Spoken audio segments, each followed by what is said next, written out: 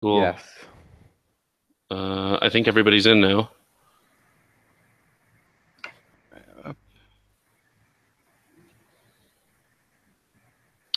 and it should be going to YouTube. yeah. Hello, YouTube. Yep. How do we add the Roll20 thing again? There's a thing you have to click with the three dots. Okay. Then it says Oh, add application. apps. Yeah. There we go. How do I search for apps?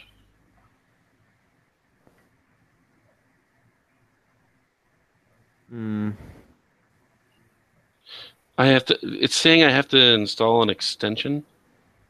I think so. I'm not sure. Okay.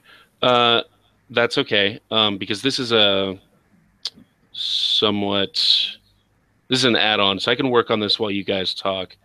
Mhm. So basically, the setting is you guys are all in your respective homes. You've been researching HunterNet, trying to find out what it is you fought, trying to figure out, what it is you can do, like where the voices in your head came from, and what their whole agenda is. And then from that point, I say go. Like, do you guys try to get in contact with each other? Do you guys have specific questions for people on HunterNet? Because when you post things on HunterNet, it may not be right away, but you will get responses eventually. So, Hmm. Um, And I saw that Skype prompt that you posted. yes, that's meant to be really helpful. So, yeah, it's the base introductory thing. Yeah. yeah, if you have any questions about that prompt, let me know. Hold on one second. Sure.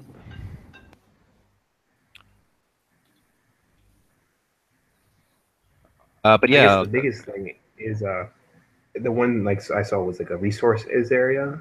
I'm wondering if there's any other hunters in the area. That's the first thing that Mason would probably check out because if there's a more experienced hunter, you may want to get some contact with them, uh, Yeah, maybe get some advice. certainly. So you, after doing a little bit of research, you find out that not only is there a base hunter net, as it were, but there are also cells, divisions, factions is the wrong word, but basically all around the country, all around the world, really. There are groups scattered here and there of loosely affiliated hunters who work together just because it's convenient, because they live and operate in the same region. So, for instance, for you guys, covering from uh, Go it for it. goes all the way, it goes as far east as Louisiana, and Mhm. it goes as far north as, let's say, North Carolina. There is a band of hunters that calls themselves Hunt Southeast, and they basically take care of everything in the southeastern United States. There's a strong presence in Atlanta, Georgia, but they have operatives in Florida, Louisiana, uh, Georgia. Obviously, there's a couple in Tennessee, but they basically are. Those are the people who are willing to drive around that area and chase down any leads. Mhm. So specifically, you find Driver 85. You find out that Dev 212, um, who sent you the link to HunterNet in the first place, she is near. She's like in Florida. Driver 85 appears to be kind of all over the place, sort of a mobile figure. Nearby, however, you find out that Chakra 318 and Viewer 620 are in the Louisiana area. So not too terribly far from you guys. They are out of the Atlanta cell, but they've got business in like further towards the Gulf Coast. They're handling some stuff, so they're nearby. If you need them, like they might not be able to respond to your requests for help, but it's your best bet, let's say. Cool. And Mason's gonna get a little notepad and just start scratching down the details of that, then sort of ripping it off and stuffing it in his front jacket, the pocket, just to bring it up when he meets up with the other guys, since he definitely want to bring them in on those details. Okay. Can you guys see this on Where am I Hangouts? looking? I am doing screen sharing for that Roll20 window. Am I supposed to click on anything? I'm not Just see sure. black. Okay, well then it's not working. Because I can see like the little button for like screen sharing sort of appearing over your picture, but Yeah. I don't see. It just becomes black screen. Mm-hmm.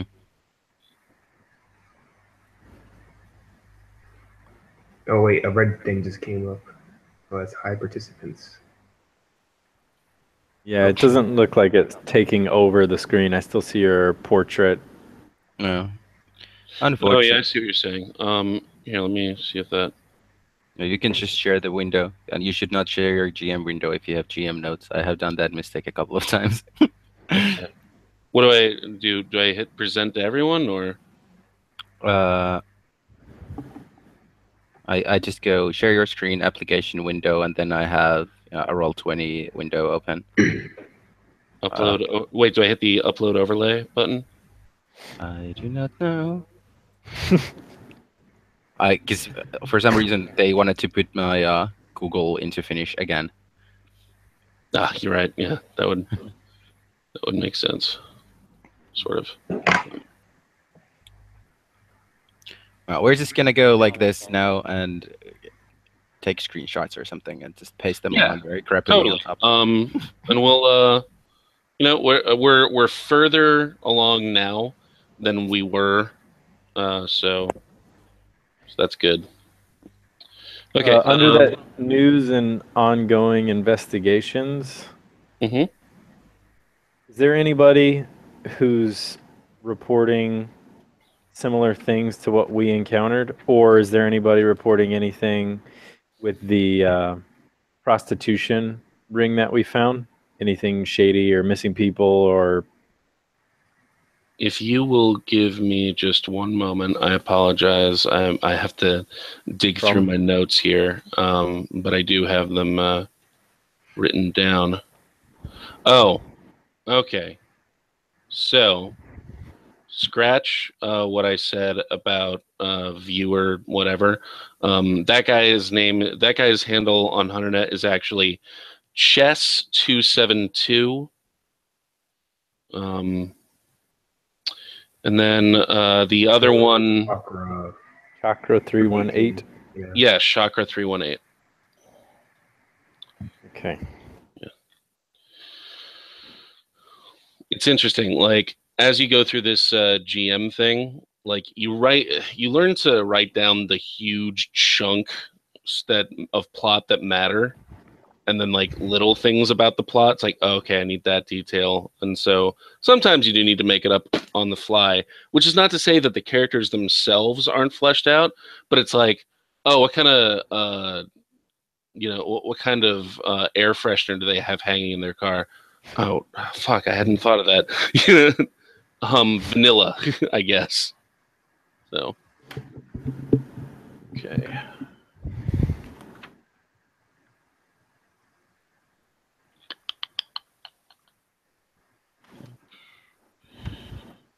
Opening. Okay.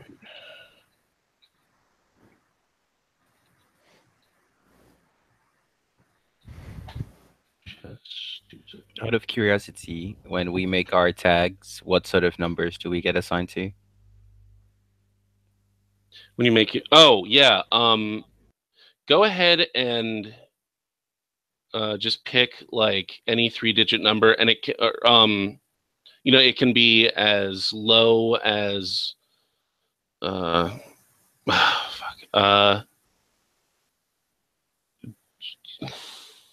Yeah, just nothing over 999 and nothing as low as 10.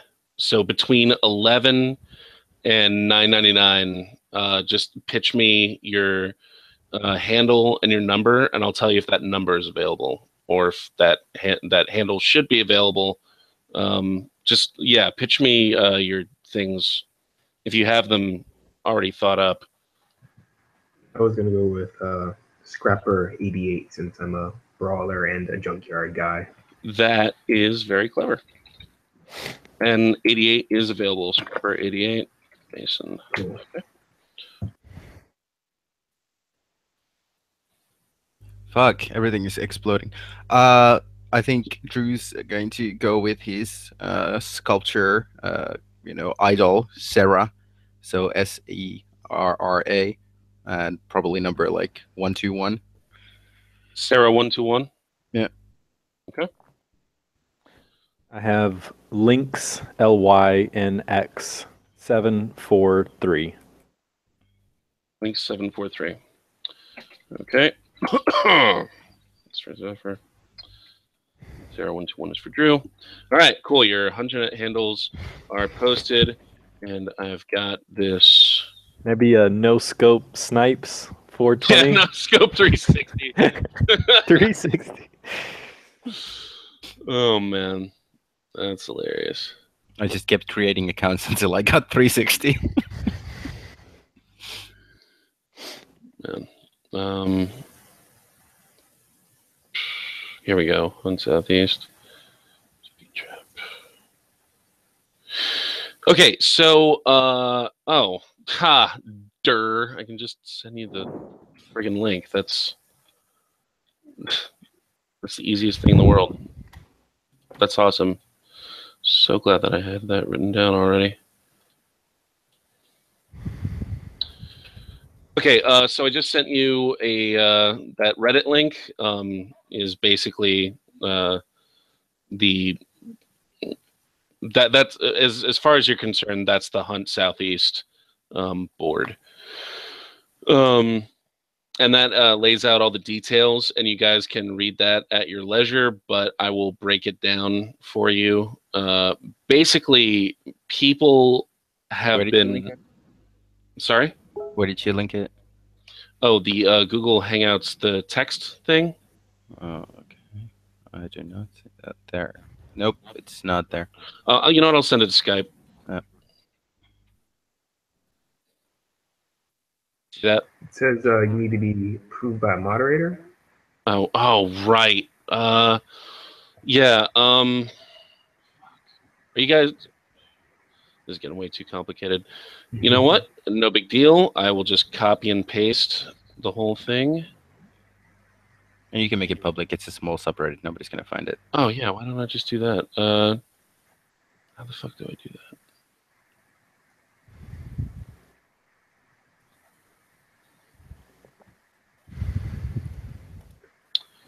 Moderators. How do I make this thing public? I browse Reddit. I don't moderate anything, so I have no idea. Damn it. Okay, so if I go to Hunt Southeast and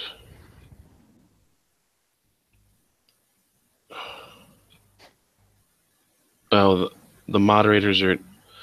God damn it. Okay.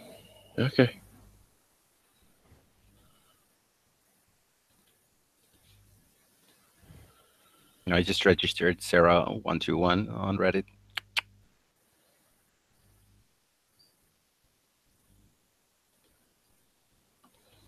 Okay, I'm a moderator.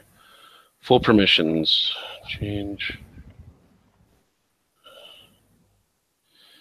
I just want to fucking make the thing public. How do I... It's ridiculous. Okay, yeah, I'm just gonna.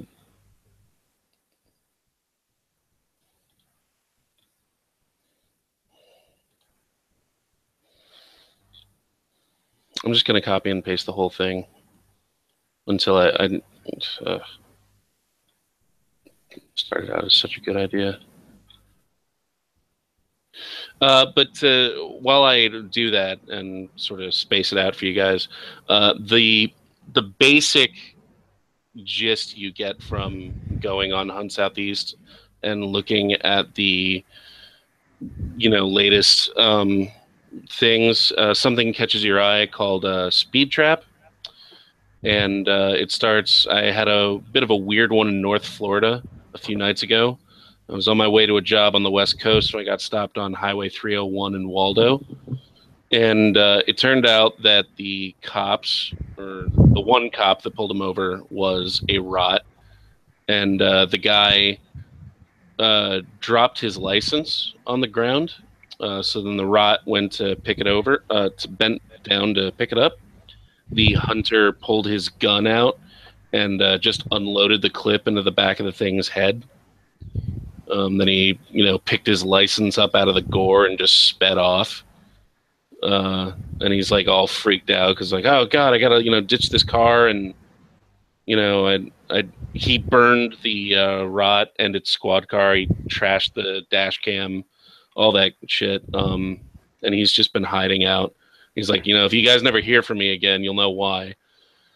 And that was submitted by Rails 105. And then somebody asked if anybody was mapping these appearances. And it turned out like in a town near Waldo called Stark, Florida, there was another rot in a cop uniform.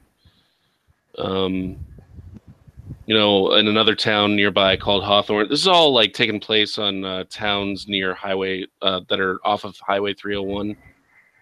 They're seeing like a lot. Somebody saw 3 normal cops, there was 3 rot cops. They were just sitting there eating a burger in the diner, and like nobody else saw. And like the scene itself, if you didn't know what you were looking at, seemed really normal, but they just, the hunter could not believe what they were looking at.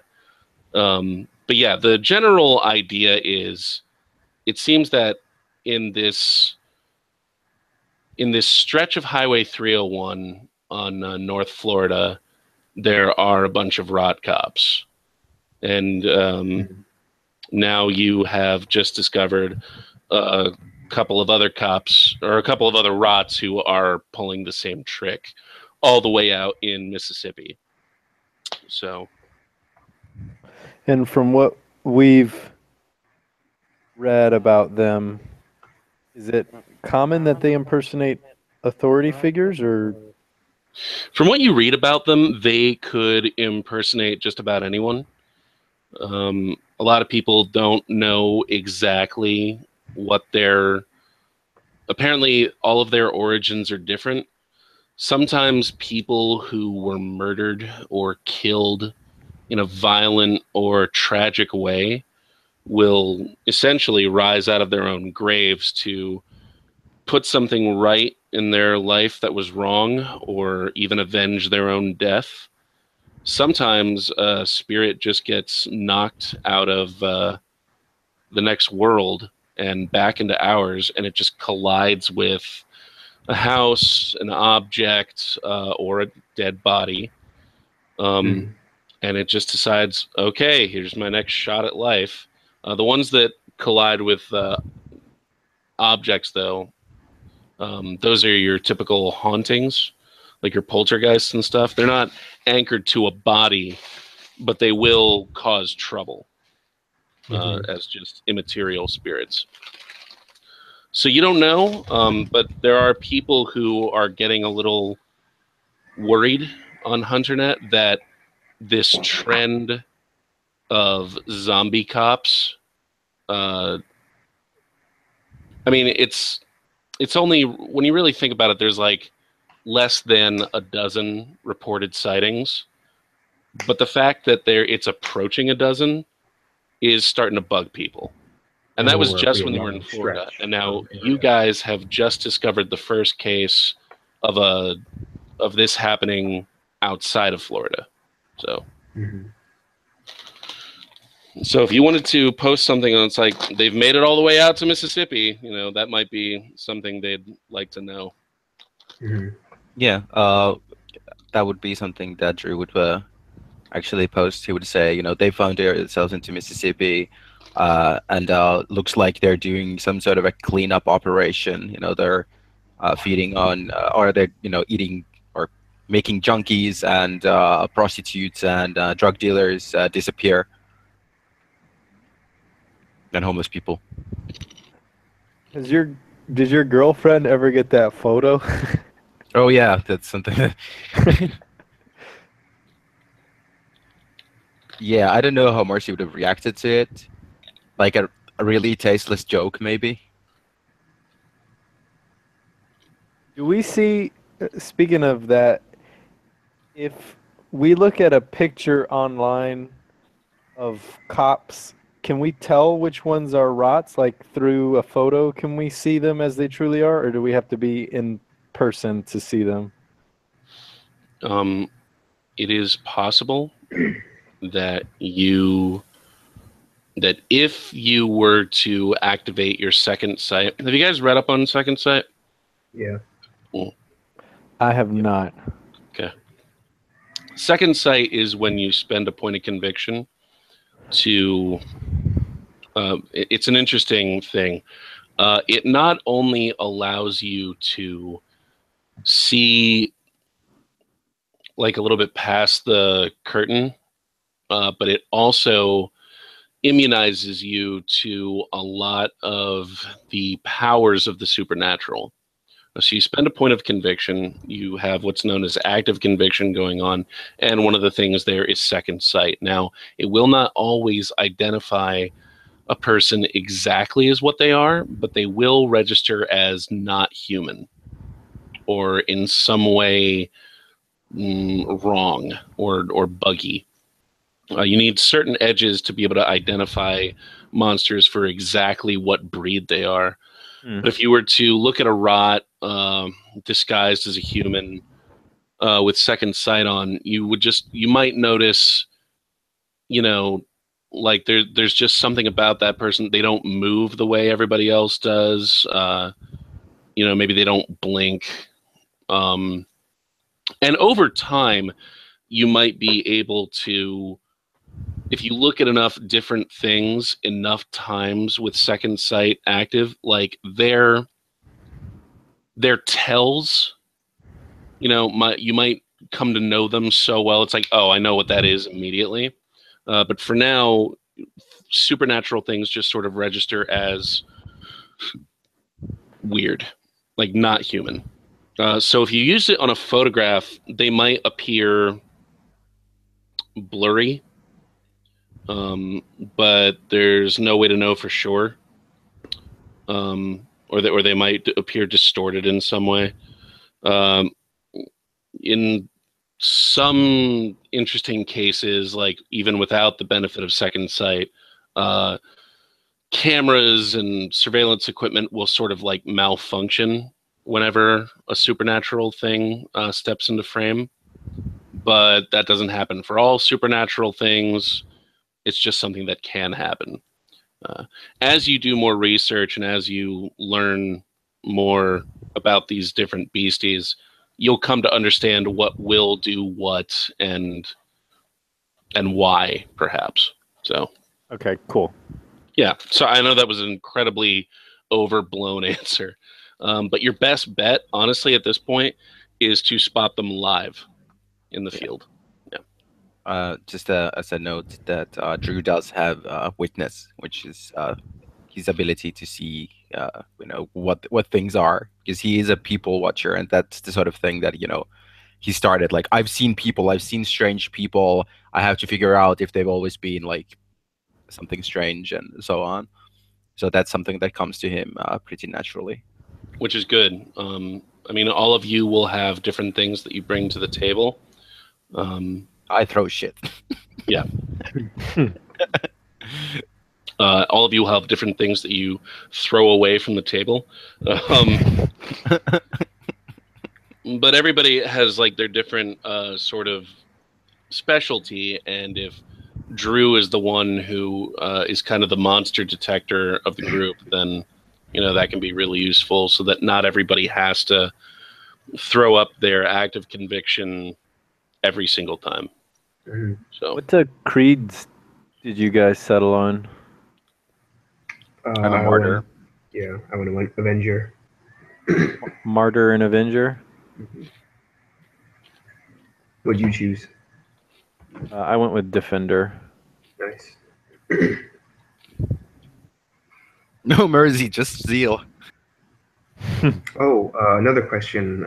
Over the couple weeks in game, Mason would sort of late at night, be sort of going through the news channels, local news channels, seeing if there's any mention of 2 dead cops or 2 missing cops, kind of a thing, just to be on the lookout.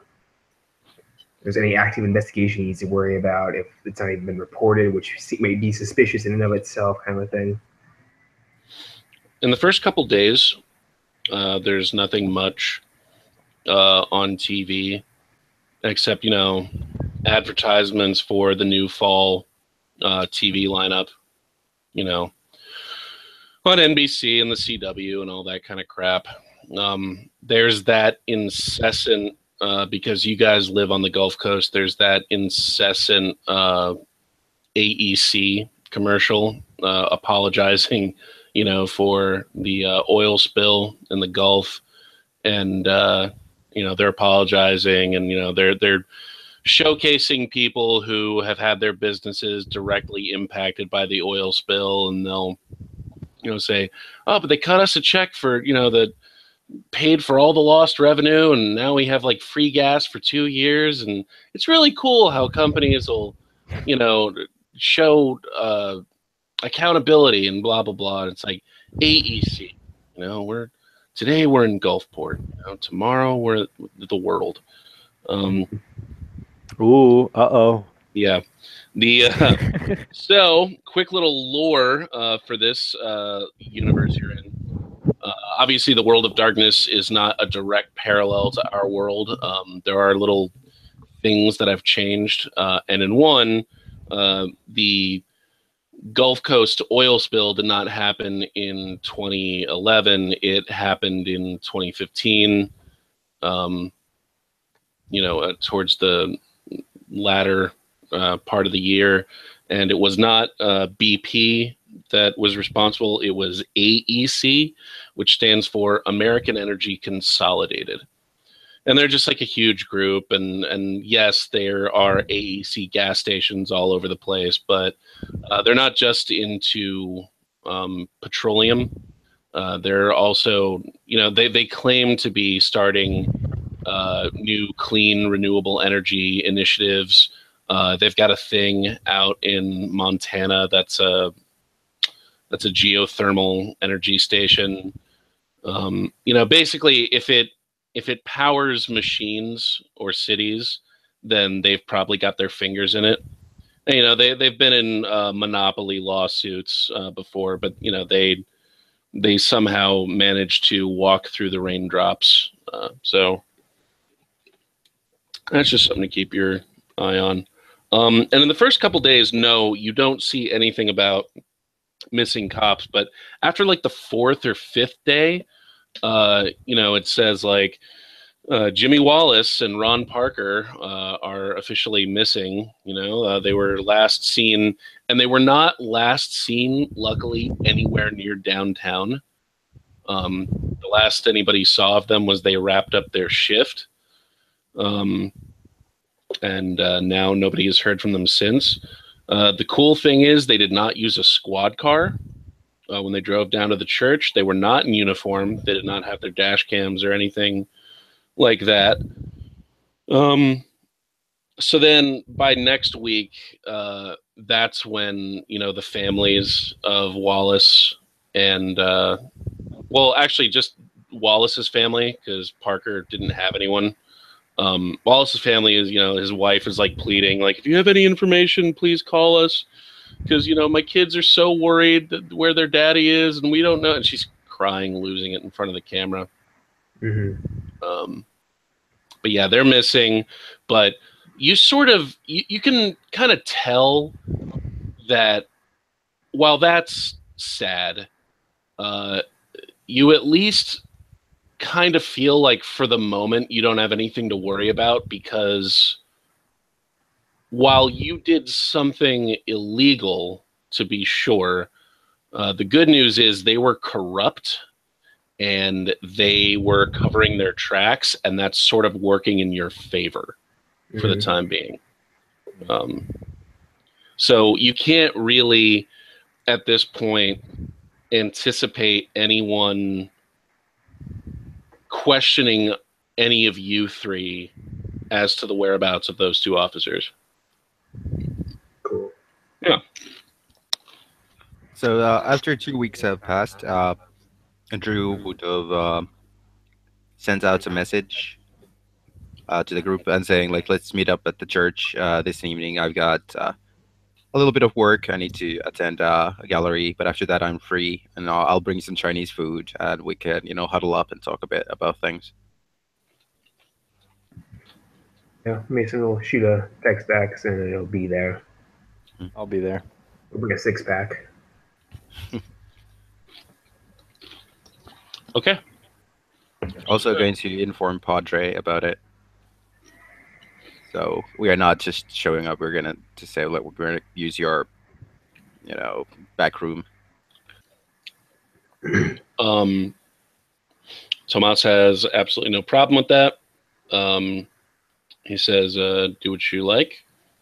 And but he has stuff to do. And he also kind of, under his breath, says, this place is always yours, and if you need my help, just ask. But for the most part, it's probably best, well, the less I know, the better. And then he sort of excuses himself to another part of the church. Yeah, we're gonna be called the sacristy, because that's the back room of a church where they keep the valuable stuff. Yeah. We're gonna be hanging out there. And by the way, I'm actually renaming this. Like, I realized that it was Gulfport First Baptist, but I'm gonna recall it Gulfport Cathedral, just because I recognize that in the South, like, Baptist churches are very prevalent, but there's also plenty of Catholic churches, and I'd be fooling myself. Like, my background is in Catholicism, and I don't want to do anything that wouldn't make sense for a Baptist church to do, and it's just way easier to make this a Catholic thing, so that I get all so huge plot chain. No. Yeah. All right. So you guys meet in the sacristy, and you start discussing stuff. So. Yeah. In my notes, I had that we found the, let me pull Evernote up again. We found that escort service card. We also found a life insurance one. And then I thought we found one more. Oh, yeah, the Rise Up one. Yes. That is something that Drew would have actually done research on. I forgot about that as a player. Can I do? Yeah. Do me a favor and make a intelligence research roll. Difficulty of 4, because you've had some time to, you've had plenty of time to research this. 4 successes. Okay. You learn that Rise Up is a southeastern charitable organization, but it's a little bit more than that. They take hard cases off the streets. They work with convicted felons, early release programs, all that kind of thing. They work with dropout prevention. They work with, at-risk youth. Basically, everybody who either has messed up or is in real danger of messing up or just, needs a helping hand. They get in there and provide after-school programs. They provide, I guess I already said work release programs, but they provide jobs for people who normally wouldn't get hired otherwise. They're primarily based in Florida. However, they do have chapter houses out in Mississippi, Louisiana. There's one in Alabama. There's a few in Georgia. The head, the CEO, Stephanie Galletti, or Stacy Galletti, says that she is just interested in helping people who have fallen on hard times recover, find forgiveness, redemption, whatever they're looking for. From what you can tell from the website, it seems pretty legit. They check out all their charitable donations. They're given an A rating by charity investigators. And then doing some further research, you have discovered that there are a few people online who compare Rise Up to a cult, not like Waco Heaven's Gate cult, but more like Scientology, in that once you're in it, you're kind of in it forever. And like there are a lot of people who question it, and a lot of people who think that there's no way these guys can be this good. There's got to be something going on. And then you find counterpoints. They apparently Rise Up, Galletti, in response to cult accusations and comparisons to Scientology, she invited a bunch of news networks into their various chapter houses, and one was even a compound. And she's like, yes, we actually do live in a very socialist kind of commune manner.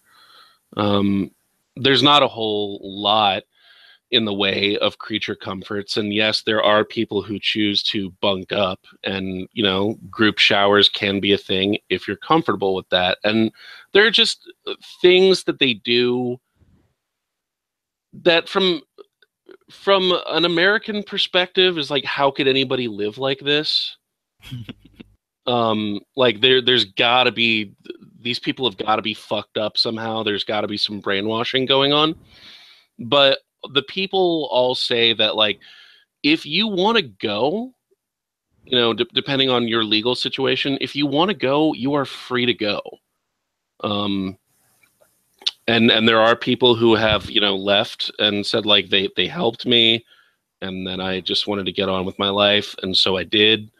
There are people who have really been changed by it and said, like, I used to be so concerned with material things and winning, and just being really getting caught up in the whole individualism thing, which is great for some people, but it can be really toxic for others. So it seems that Rise Up, the diehard members, are made up of people who have opted for a simpler life and a more charitable existence.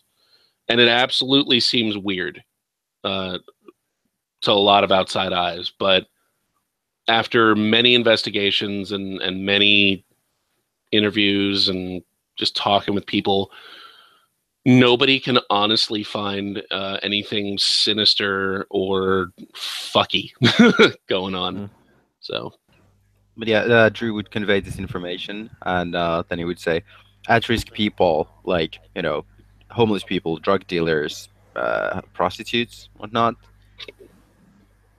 could be something there. And I had the business card for the escort service. Could I make a similar roll to see if... Did someone just draw a fucking pentagram on the... I don't know who drew it, but I stuck myself in the center of it. Yeah, sorry, I tend to doodle. Okay. Baptist Cathedral got a little weird. It's a very stylized pentagram, not mathematically precise at all. I'm sorry. So you were gonna do something with the escort service? I have the business card for the escort service. Could I make a similar role to investigate that and to see if prostitutes have indeed been missing from this, or if there was sort of a forum or chat room that they were communicating with each other and mentioning girls going missing or something like that before we met up here? So, in researching the escort service, which is just called Dial a Date, you find out that you go to their website and the language is, we provide a directory of men and women who are willing to accompany people to events or just, go out on dates, what have you. The price is negotiated between the agent and the customer. And you notice that there are three, the language of the website certainly doesn't list it as like, this is a brothel. It's, you kind of just give me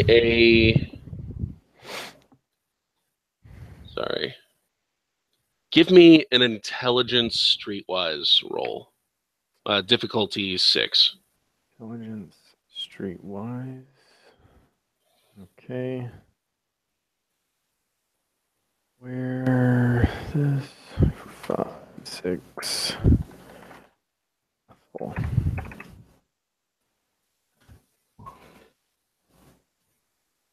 All right. 4 Yeah. successes. So having done your homework, you realize that like anything sexual in nature is going to be discussed in person, and is absolutely, not going to be featured on the website. You would have to schedule a meeting with a particular agent, man or woman. You would have to pay them up front, and it's $1,000 an hour, 1 hour minimum. And then, having discussed this with several friends of yours who have employed the service, basically, if you hire them and get to the established rendezvous point and you just say, like, I'm looking for information, they're not going to talk to you and they're just going to leave. However, if you, take them out and show them a good time and, make it seem like you want to be a repeat customer, and then you try to, open the negotiations up for like, hey, I've heard some weird shit, they might go on to their own chat room and discuss with their coworkers and colleagues, have you heard of anything weird or suspicious going on? But there's no way you're going to get into the chat room yourself, and there's no office you can just show up at, like, and speak to a manager or anything. It's like, hey, have any of your hoes gone missing recently? Like, that's not. It's not going to be that simple. They're very, there's no management per se. I mean, you could send them an email to the person who runs the directory, but yeah, you're going to have to talk to these people one-on-one, and it's going to cost you. So, okay. Yeah. All right. So when we meet up, I'll mention as much. I did some research in the escort service, and this is what I found. And it looks like it's quite expensive. And we're going to need $1,000. It's pretty expensive. Excellent. We're going to need to hire them or something. $5 ass off of 31st Street down there. I can tell you guys don't have much experience in hiring prostitutes.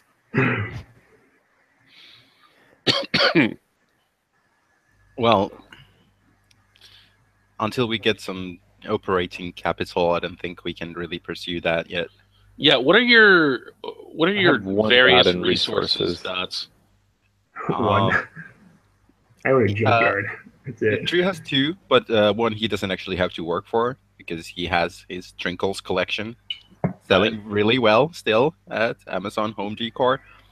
But he does have to work a little bit for the second dot.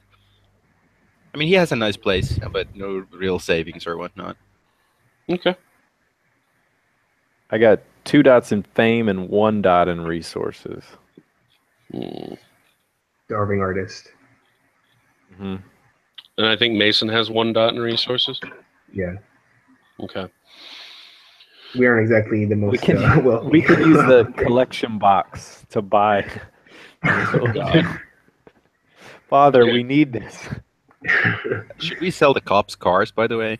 Like, they're still parked outside. We should probably bring it to my thing and we can sell it for scrap. 'Cause,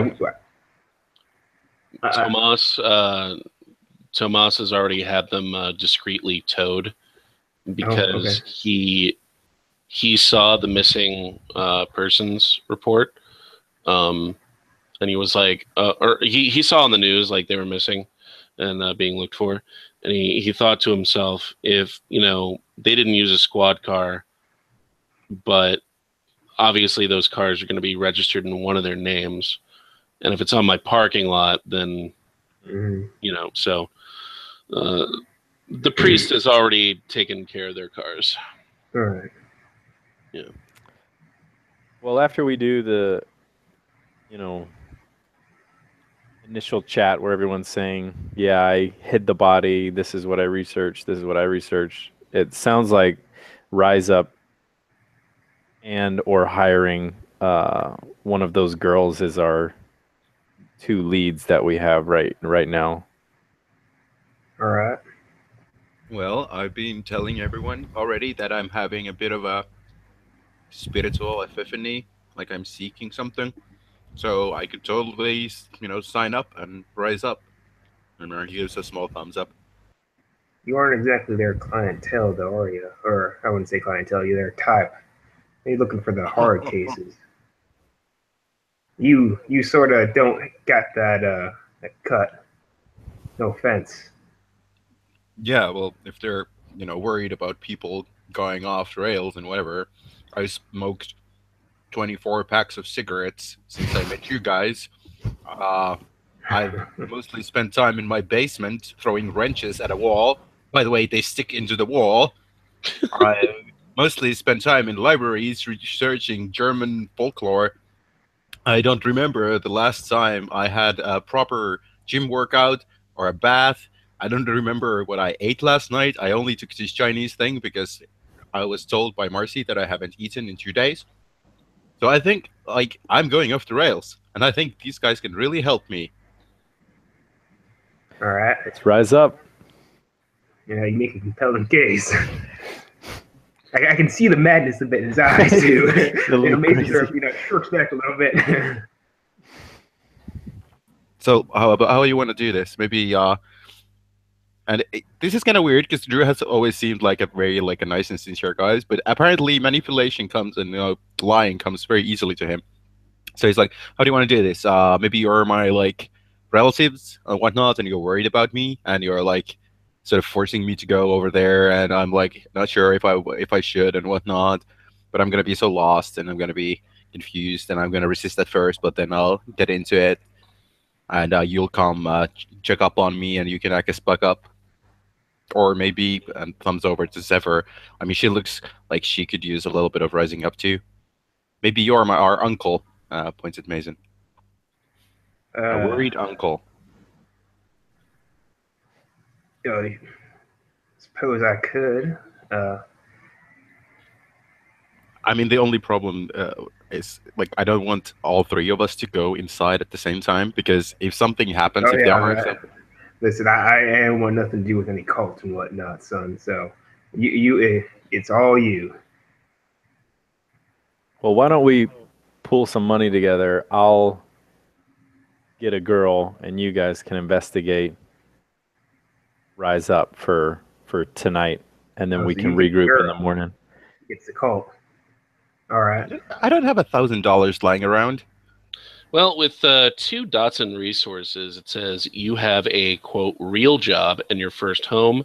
You may have 1 nice car or 2 old ones. Supporting a family and maintaining the hunt puts a real strain on your finances. Alternatively, you live in a cheap apartment but can afford good equipment for the mission. So, where does Drew live exactly? He has a nice place and he has a pretty nice car and he has a lifestyle and he has a girlfriend. And if suddenly that money doesn't go into organic, gluten-free food, then she's gonna be very upset and she's gonna get suspicious.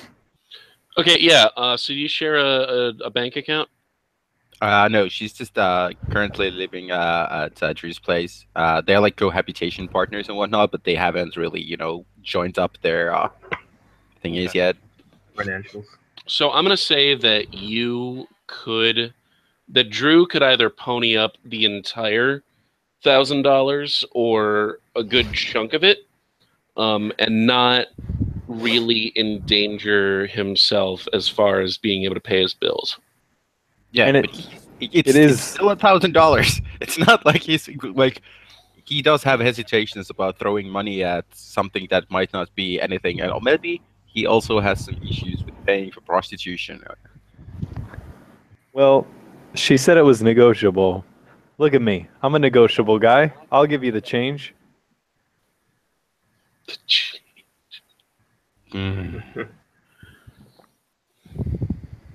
Oh, you know what? You did actually get a bunch of successes in your Streetwise roles. So you also know from doing your research and talking to people who have experience in this kind of thing, they expect to be tipped on top of everything else.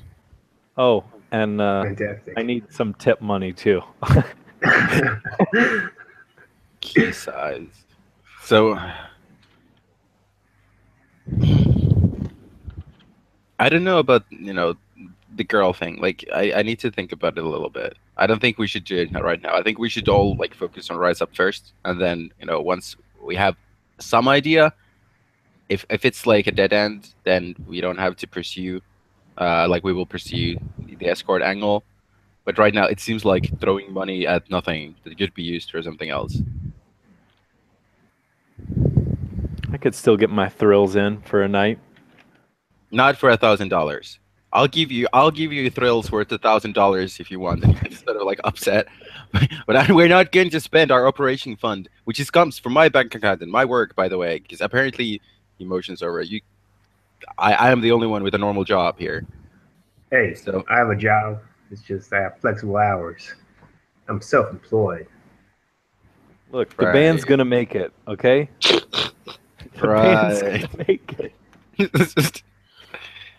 This is the only Alright. time that Drew has been completely sincerely like skeptical. He just stares. Well, let's not wait around for Mhm. something. Let's at least go to Rise Up. Yeah, let's check it out. If it's a dead end, maybe. But cult seems more like a prospect. Is there just a number of someone we contact, or is there an address that we show up Probably at? a website, right? There is a website. On the card that you have for Rise Up, there is a website. There is a phone number, and there is this says Rise Up Gulfport. So there is an address for a brick and mortar location. So Let's let's go again like through the thing. We need somebody on the outside in case the cult kidnaps us or makes us drink Kool-Aid or something like that. Yes, that's what cults do, right? I mean, they're squeaky clean, which makes them even more likely to be some sort of a crazy Kool-Aid death cult, right? Mm-hmm. So Well, I think me and you are a little more charismatic than Mason over here. Why don't we go in? right, and Mason can act as our support, and he can show up and exchange the information on the outside. Like if we hear something about a compound or something like that, he might go able to scout it out or something. And if he doesn't hear from us, he's gonna come in and try and save our asses. You will, right, Mason? We're in this together. Yeah, sure. I mean, if we get Count kidnapped, on it's me. it's like 100% supernatural, evil, creepy shit. Yeah, listen, yeah, I got you guys back if you guys go in there. Promise you that. Okay, you're a solid guy, Mason. I can respect that. Yeah, I was raised. If we give you word, you keep it. So you have my word. If you go in there, you're coming back out. Alive, preferably. Hopefully. Well, that's a word too. Well, I guess I need to go drop by like a secondhand store and get something a little less trendy to make myself look like I'm worse for wear than I am. Oh, you might also want to get another cell phone. They're probably going to confiscate yours. It's like a cult, you know? Maybe Oh hide it yeah, somewhere on your body. yeah. Chihuahua works good, I find. I mean, you could Mostly buy a lives real with us. small phone. Yeah, just let's get some burners from you know, and maybe yeah, let's get some burners and let's get some secondhand clothes. He messes his hair up a little bit, All right. and I You know, guess it's we great shouldn't be pawn using shop. our. By the way, guys, what time did you say you decided to meet up at the church? What time of day? Evening. Probably evening, yeah. Mm. Okay. Like Well, 5 or 6. when you research the website, you find out that Rise Up Gulfport, their business hours, their office hours are 9 to 5. So Mhm. they're not going to be seeing anyone tonight. So Yeah, but you it's a have, good thing also because I need to tell Marcy that I'm gone for maybe a weekend or something. sure, you guys can take tonight to shop for clothes, burner phones, whatever. Mhm. So, Okay. And I suppose we shouldn't be using our real names. I don't think they're going to ask ID because this is the sort of place where if people keep asking ID, people are going to get nervous. So I think we can go there mostly anonymous. But if they do ask, we might not. Why shouldn't maybe use our own names? Okay. So think about some sort of an alter ego, and he gestures over to several. That should be easy for you.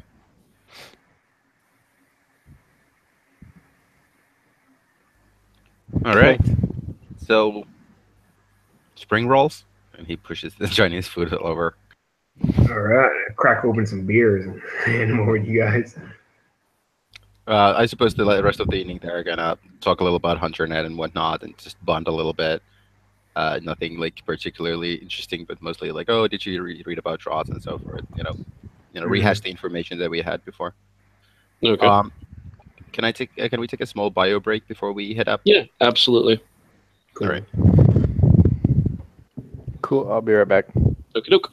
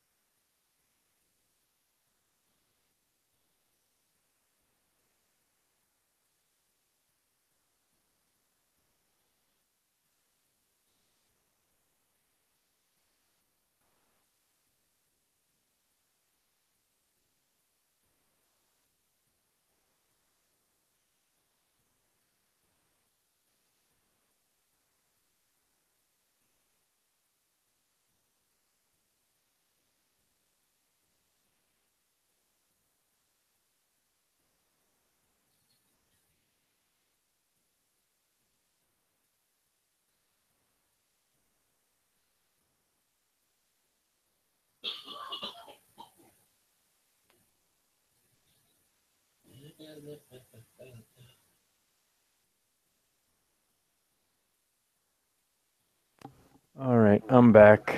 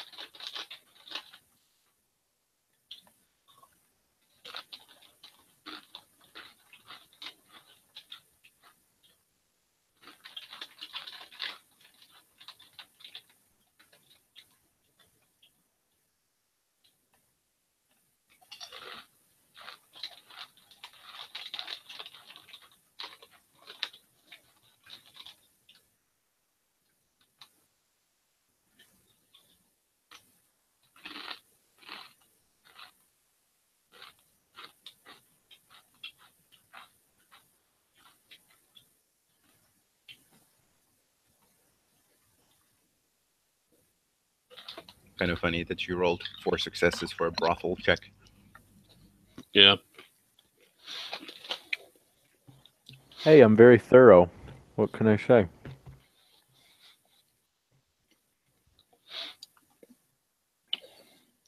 What social attributes does Drew have?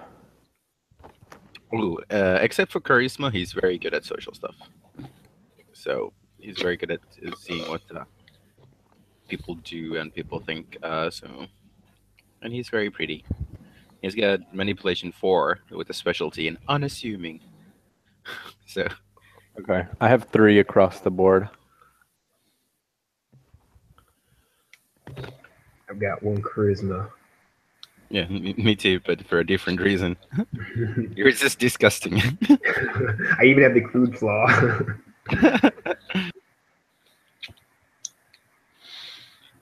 All right. Yeah, Drew is just more emotionally stunted and. No, wait. Okay, so your manipulation ability, I guess, kind of stems from your appearance, because I guess yeah, partially. I'm having trouble in my head. Charisma is the normal force of personality and emotional sort of thing. Drew has none of that. He has no like real personality. He doesn't like his true sense of self is very muted. So if he's actually trying to like inspire people or do something like that, he really sucks at it. He can't really do emotional things very easily. But with the manipulation, he's very good at acting and basically making people feel like, oh, he's this guy who is all these sort of things, which he actually isn't. So he has this facade. Yeah, he's a facade. He's not good at like being silver tongued and lying to people like with words. But when he acts, people just assume, oh, he's this guy, and obviously his life is great, and he has all these nice things. But when it comes to, like, he's not going to how would I say, fast talk a person into believing him. Right on. Well, wait, he's not going to fast talk, but he's got 3 in subterfuge. Well, it's mostly about appearances and whatnot. Like his approach is not fast talking, but rather just acting and pretending that people get this sort of idea. Like he has, how would I describe it?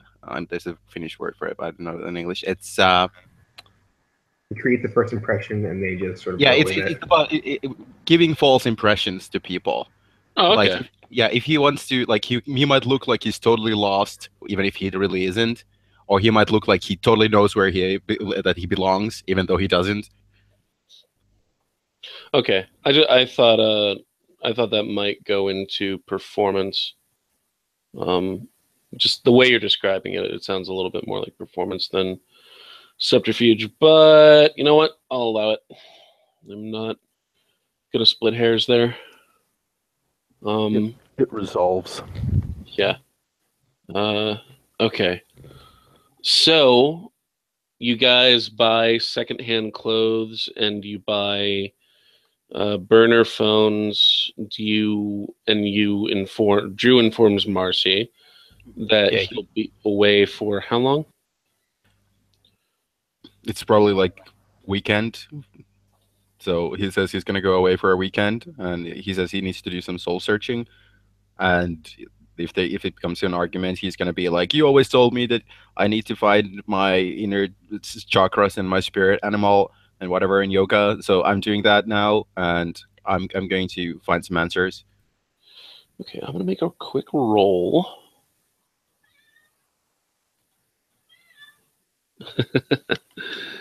Okay, yeah, she does not take it well.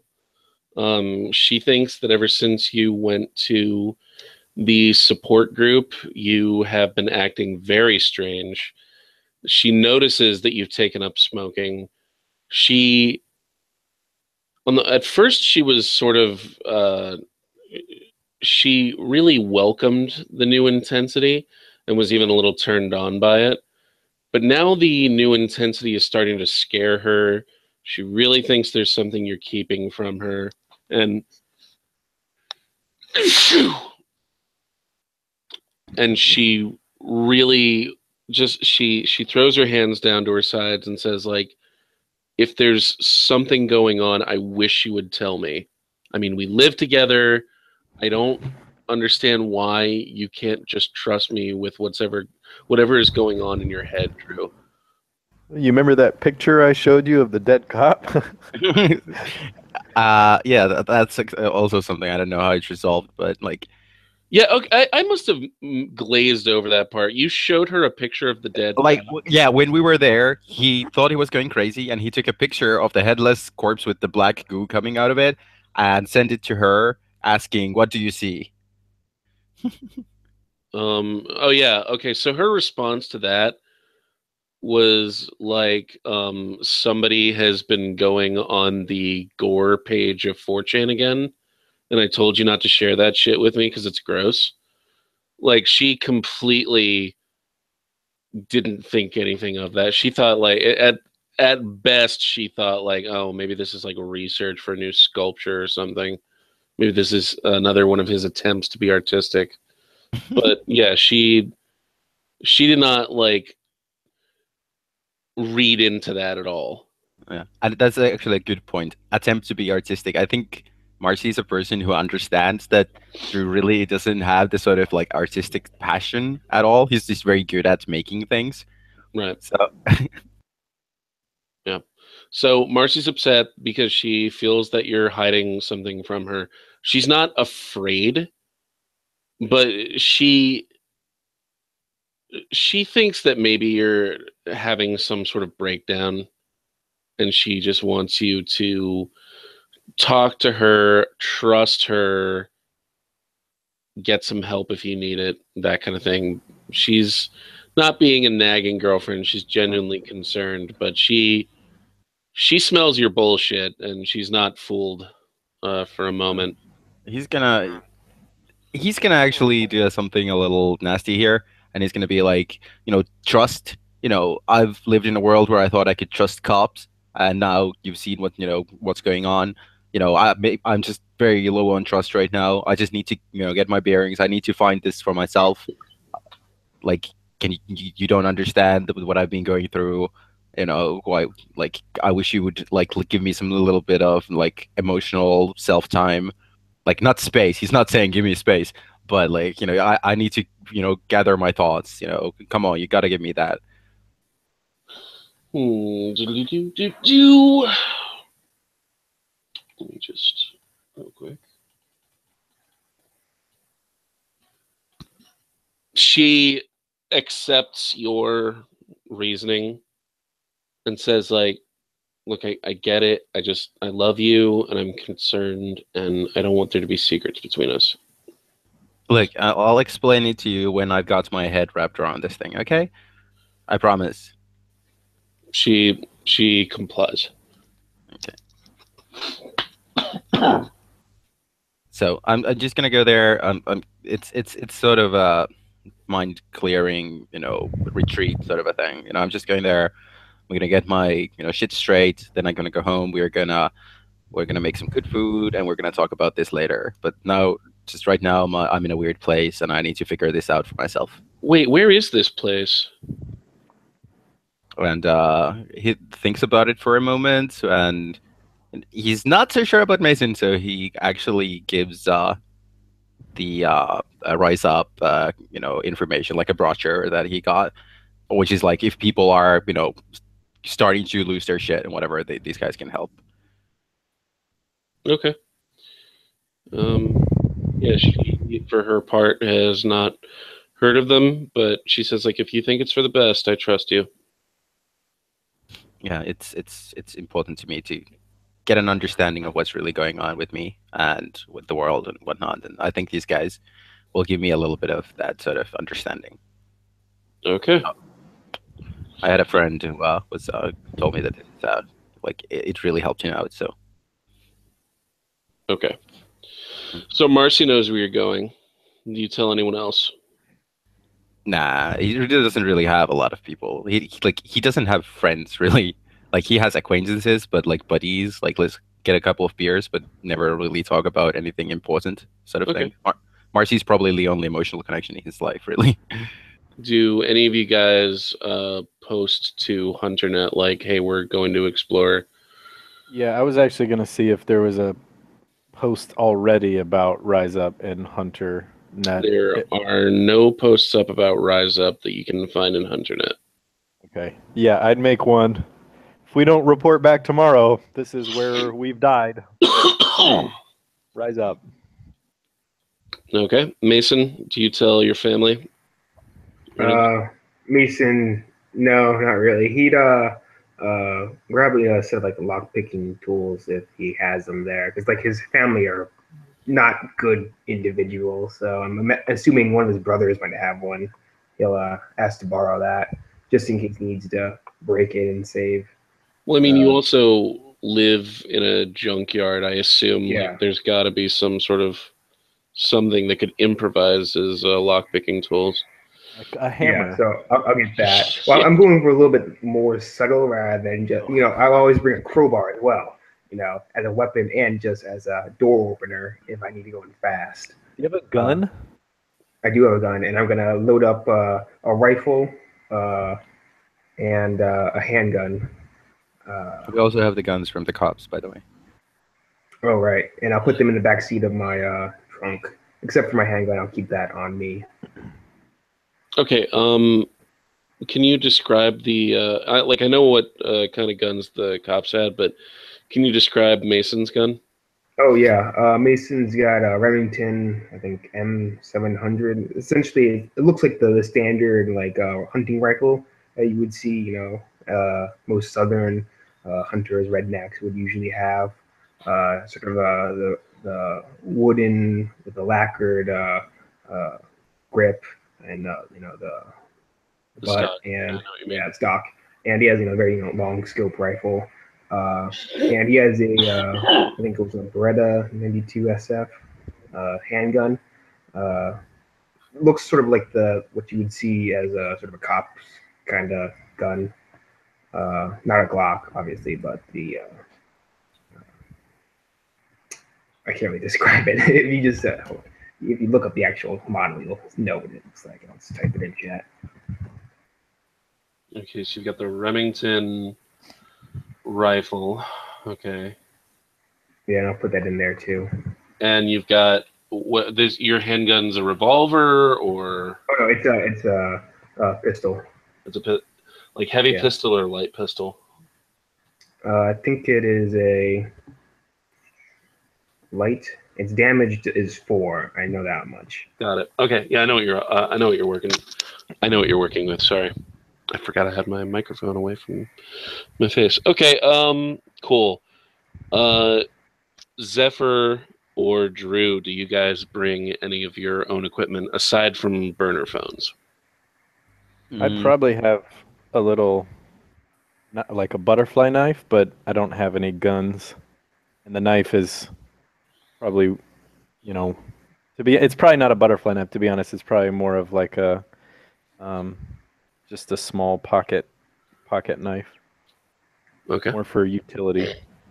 And Drew doesn't actually have even his ID with him. He just got himself a cheap wallet from secondhand as well, and has some money in it, but no ID or anything like that. And he doesn't take any weapons because obviously places have chairs. I want to bring a broadsword if I can. I think this is sort of a place, if you stay there overnight, they're basically not going to let you come in with a knife. Oh, and how long are you guys intending to? Are you intending to stay in that compound or? Well, it depends area? on if we even get in and whatnot. But like, I think a weekend is enough to get in, get some information. Okay, and, so if I don't hear from you for 2 days, then I go in. Unless you call me for an emergency. yeah. All right.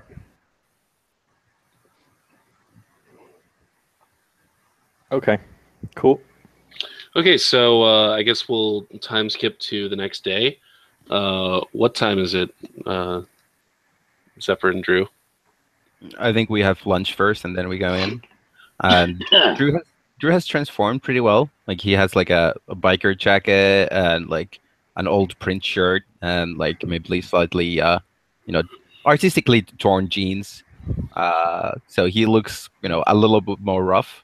And since he hasn't actually groomed his hair, and he didn't sleep last night because he had an argument with Marcy, and it made him feel really upset. He's kind of looking a little ragged. Right on. Zephyr? Yeah, I'm wearing the same clothes I normally wear, so I look the part. Right on. Thick, like combat boots, ripped black jeans, leather jacket. Let me see if I have anything in the maps. And he feels all spyy, and he goes, "By the way, if anyone asks, my name is Jack Boyle." I'll kind of just roll my eyes. Sometimes they call me Little J. Oh my god. He's getting into it. He's like doing the most wild thing he has ever done in his life, infiltrating some cult. Okay, guys. While I search for a possible map, and by the way, I'm not promising anything. I may not find what I'm looking for with this particular scenario yet. While I'm searching for that, though, why don't you guys in the car sort of go over your game plan here, like what you plan to do and what you plan to say and what you plan to ask. Well, Drew is going to be the main person that we're going to like submit, and I'll be there with him. And Mason is going to be our ace in the hole outside to bail us out of trouble. And I guess we've been saying the weekend, but I'm assuming we would have read on how long this actually takes beforehand. So if it's a couple days, then we'll probably be comfortable knowing that we're going to be gone for a couple days. Yeah. But basically, we'll kind of admit ourselves or find out more info or do whatever we need to do and try to admit ourselves and find out more info. And Mason is our ace in the hole.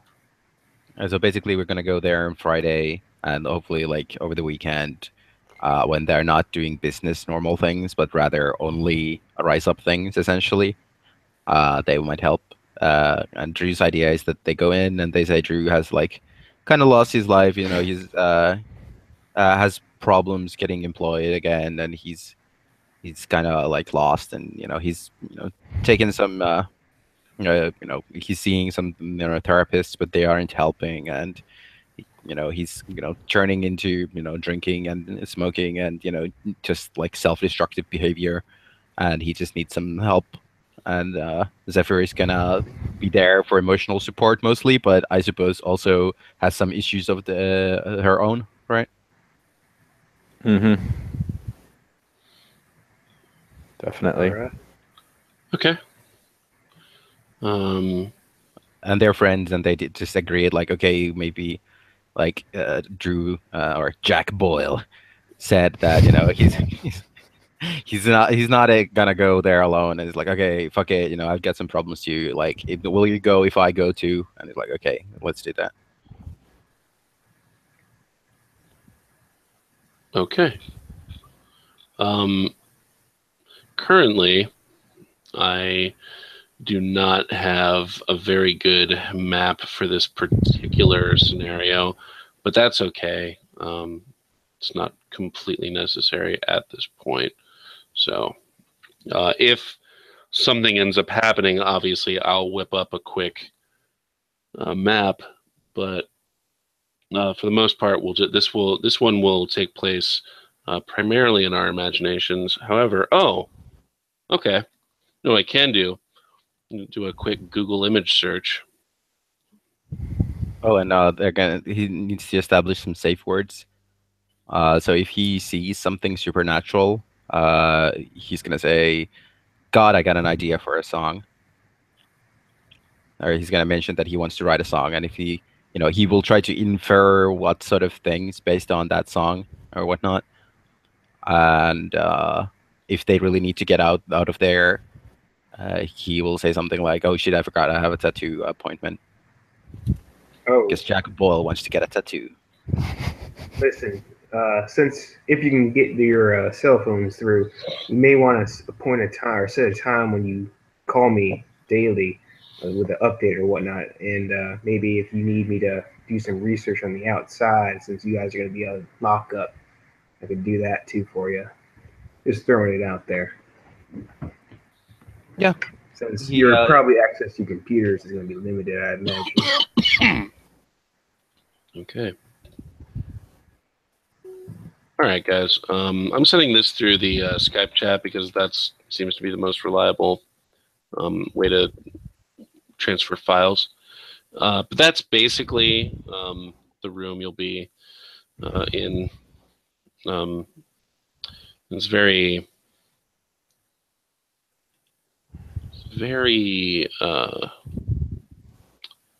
clinical, this place. I'll give you a couple more images, actually.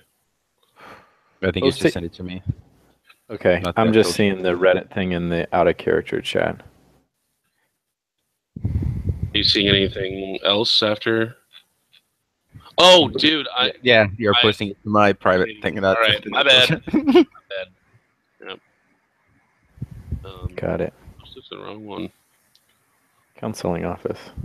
Okay. Yeah. One sec. Here's File name: Church of Scientology Lounge. Yeah. Okay.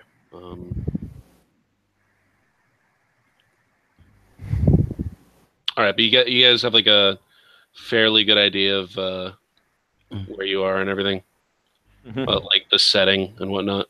Yep. Mm-hmm. Okay. Cool. All right. So you roll up at what time did you want to go there? After lunch. After lunch. Okay. You roll up there around 2 PM, and they do have weekend hours, but they close at 3, so you just barely make it. And you walk in. Before we go in, Jack Boyle is going to light a cigarette, and you can actually tell that he's not very, accustomed to lighting cigarettes because he uses 2 hands for his lighter. He just sort of like pulls it in his hand and smokes 2 cigarettes before going in. Okay. So do you go in? Mhm. Okay, you walk in. There is a metal detector, like right in the front. And if Zephyr has his knife on him, it will go off. Yeah, I'm gonna put all of my rings and necklaces and other bits of jewelry and my knife and whatever else in the little cup or tray. Cool. And they say like, yeah, we will.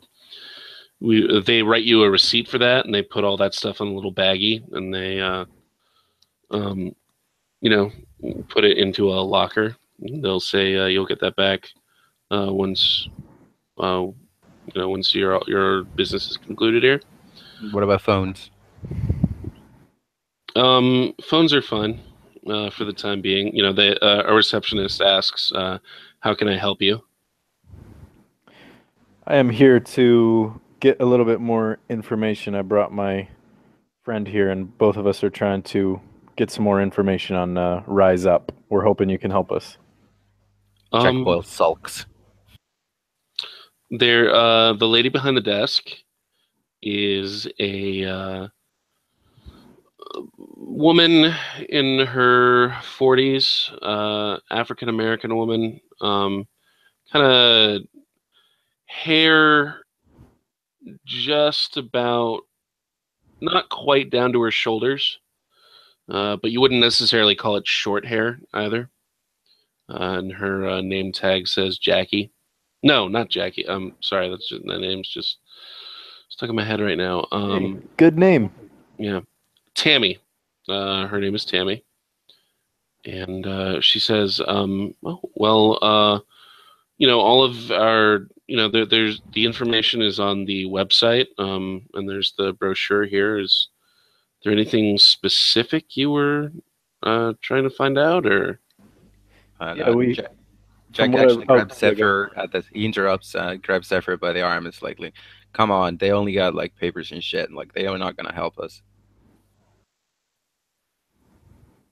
And he looks like, this was like a totally wasted trip, and he looks frustrated, and he wants to leave. That's what he looks like. But he's like pulling on Zephyr, like, let's go, but not hard enough to actually mean it.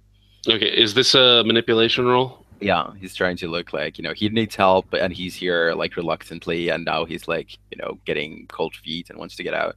Okay, just for future reference, like let me know that it's a manipulation attempt. Okay, so go ahead and make a manipulation roll, difficulty 6. Can I have 3 dots in manipulation and 3 dots in performance, if I could kind of assist in his role somehow? Let's make it a wits performance for you, and for Drew, it's going to be a wits it's going to be a manipulation subterfuge. Difficulty 6.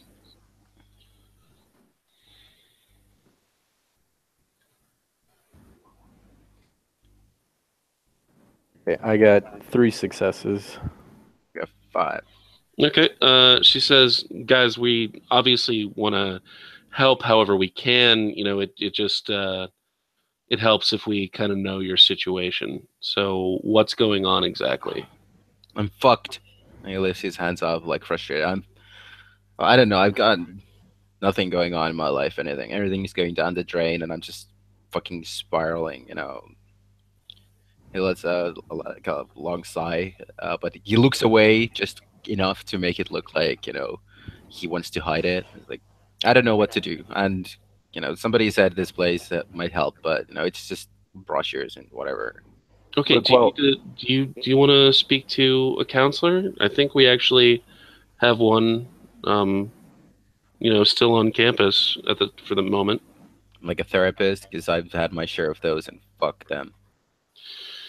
Well, I mean, I don't know what else we can do that. That's what we do here. Is if people who are having emotional issues or psychological issues or problems at home, we offer counseling and assistance. Yeah, you know what, Tammy, we came all this way. Let's at least speak with a counselor before we head out, if you wouldn't mind. Okay. He actually looks a little, sheepish at that. It's like I just wish somebody would talk to me like a person instead of a goddamn Kinnibig that's gonna get fully, dumped with, antidepressants and shit. Okay, well, we don't actually I don't think they do prescribe that here. any medication here. Our approach is a little bit different. But you know what? Why don't I just see? Okay. Corinne is available. Let me just have her come up. Go ahead, and she gives you some paperwork to fill out. Go ahead and fill that out for me, and Corinne should be here in about 5 or 10 minutes. And he shoves one hand into his pocket and just like grabs the paper from the counter, looking a little defeated. Then comes back and grabs a pen and goes to sit in the lounge to fill in the paperwork. I'll fill it out and I'll just text Mason. So far, so good. Does he actually ask like just questions about your life situation, or does it like have your address and whatever? Your life situation and all that kind of thing. Like, they recognize that a lot of their clientele might very well be homeless. So, give me 1 sec, guys.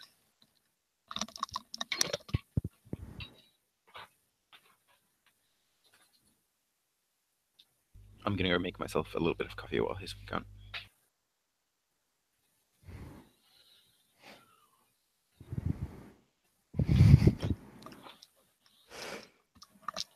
Sorry about that.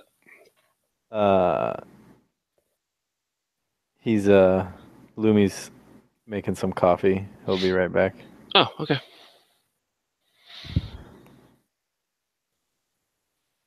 If you Google search Jack Boyle, Oh, this ought to be good. it's either the first one or the second Like result. BOYLE. Yeah, BOYLE. It's the first result. That's what I imagine he looks like. Oh my god. That poor bastard. I'm gonna have to add that image to the YouTube video. It's Jack Boyle, private investigator. Yeah. That's like a whole other breed of monster. You got your rods, you got your vampires, you got your werewolves. Yeah. And you got your Jack Boyles. Are we in control? Well, how do I phrase this? Would my character a week in know how to activate the second sight ability just at whim? You have been, ever since you read about it, you've been messing around with it. So yes, you would. Okay. Can I activate that when we go to the next scene with the counselor? Yeah. Okay.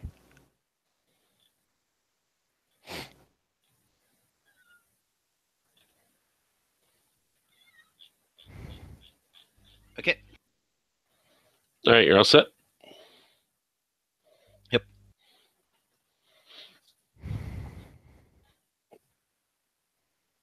Okay. We found a picture of your character, by the way. Jack Boyle. So, in a few moments, a blonde woman, somewhere between her mid-30s and early 40s, comes by. Says, "Hi, who am I here to see?" Both of us. Okay, is this a couples counseling thing, or? Not exactly, Yes. but we're here together. Okay, why don't you kind of give me the basic rundown of what's going on so I know how to proceed? Well, okay, so I would like to do the second sight power while I'm kind of explaining that Jack is going through a breakdown, and the only way we could have this quote intervention was if I came along. And while I'm sort of having that conversation, I'd like to activate the second sight. Okay, go ahead and spin a conviction point. All right, 1 down, 2 left. All right, she looks pretty normal to you. And yeah, Tammy and that security guard. Does everybody else check out? Oh yeah, human as human comes. Okay. Oh my god. Guys, 1 second. I'm so sorry.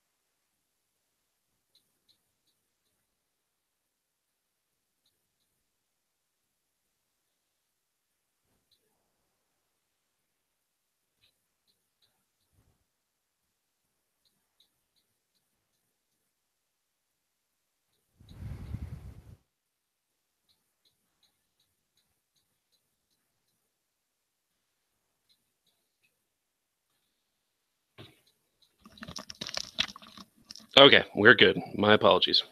All right, yeah. Everybody in this lobby looks perfectly human. So then you're trying to explain to Corinne that Jack is spiraling, and the only way he agreed to get help was if you came with. Yes. Okay. Well, she says, it's a little unconventional, but not exactly what I would call uncommon. We have group sessions here all the time, and I'm not going to tell you that, it obviously depends on how this all goes, but Jack, are you comfortable with, I'm sorry, I didn't catch your name. And she speaks to Zephyr at this point. Mike. Okay. Jack, are you comfortable with Mike sitting in while we talk? Yeah, well, it's fine. Also, question: wasn't Zephyr female at some point? No. Okay. No. Just no the picture he chose is a very androgynous man. Okay. Yeah. Oh yeah, I have to zoom in closer to see. Okay. Yeah. Okay. God, I'm glad. I'm glad we got that out of the way now. Yeah. But I'm also kind of sad because how funny would that have been? Went just months, and... Wait, what? You're a dude? Okay. Yeah, it's fine. Let's not do this in the lobby, God. Okay. So she goes back to. She takes you guys to a back room where she where she's going to begin her counseling, and just for a few minutes here, I want to check in with Mason. Mason, what are you doing as of this moment? Mason's probably at the local bar, knocking back a couple beers as he's watching the game. He's pretty much waiting for them to check in right now, get any updates. Okay. You are, I guess, watching the game, and then the commercial comes on, and it's another one of those AEC commercial, like, we totally fucked up, but look how awesome we are because we're trying to fix everything commercials. And like at that moment, you hear someone like down the bar like start to giggle uncontrollably. Like Joker gas. No, do you observe them, or do you just? Oh yeah, I'll peer, peer over my shoulder, see who's cackling. Okay, so you're at the bar. Are you at the bar, or are you at a table? Probably at the bar, just sitting at one of the stools, eating some peanuts while I drink. Okay, few seats down the bar from you, like he's giggling, and it's not creepy or weird. It's weird. It's just not creepy weird. It's more of like, that's odd. And the guy notices he's drawn your attention, and he just says, I'm sorry, and he points to the TV like at the commercial. He's like, it's such horse shit. No, it's such horse shit. Nobody knows what happened. Nobody knows the truth, and everybody's acting like everything is just fine. It's incredible. I'm sorry. Enjoy your beer. And then, almost as if on cue, the door creaks open, and in walks a not very well put together dude. Like he looks like he just walked out of the shower, and he looks like all of his clothes were on at the time. He walks in, and he looks around, kind of, like he is definitely looking for someone. And then like he finally like narrows his gaze at the giggling guy, and he goes, You son of a bitch. And he starts stomping towards the giggling guy. And the giggling guy like turns around, and he's like, whoa, what the fuck? And it becomes very obvious very quickly that this dude is about to fuck the giggling guy up. Yeah, first things first, do I notice any obvious weapons on this guy? Is he holding anything? No, he's just about to, like, he's taking him to a picnic, and they're serving knuckle sandwiches. All right. And the giggling guy, does he look like he'd put up a fight, or does he look like he'd be blown over by a... Oh, he looks like he just looks like a normal dude, 5'9", 5'10", maybe, kind of on the skinny side. Does not look like a fighter. Looks like he's had a few, and he's one of those happy drunks, not one of those angry drunks, All right. Yeah, Mason then, seeing that guy about to pretty much pummel the other dude, he's gonna sort of step up and just like lay a hand, not like pushing him back, just sort of stopping him kind of, and say, whoa there.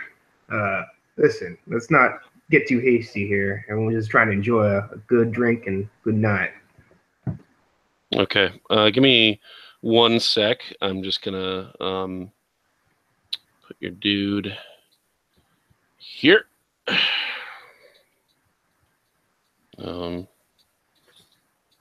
That bar is not too huge, is it?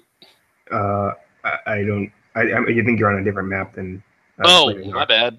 Yep. How about now? Yeah. Cool. All right. Cool.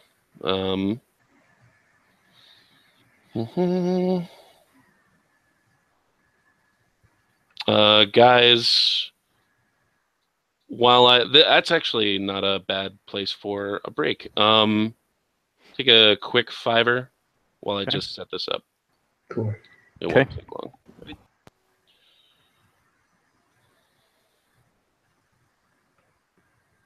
Oh yeah, but I will say that later in the night, Mason was sort of planning on doing like a drive-by of the compound or whatever, seeing what kind of security they had, scoping it out from his car.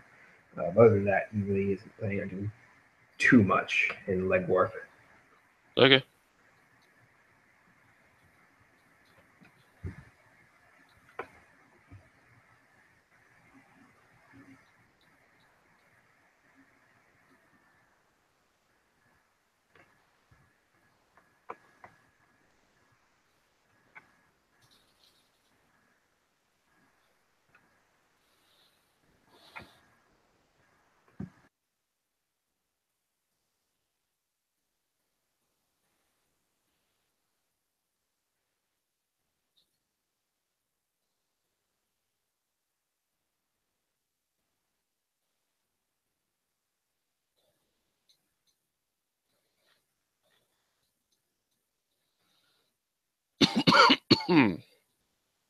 Well,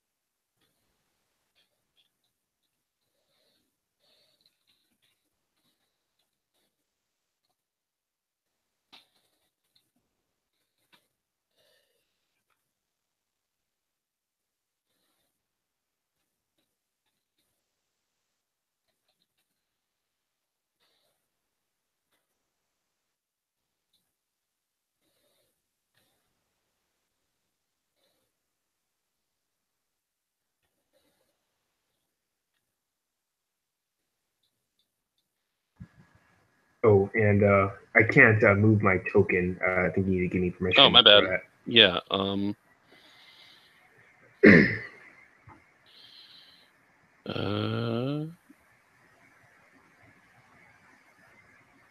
Try now.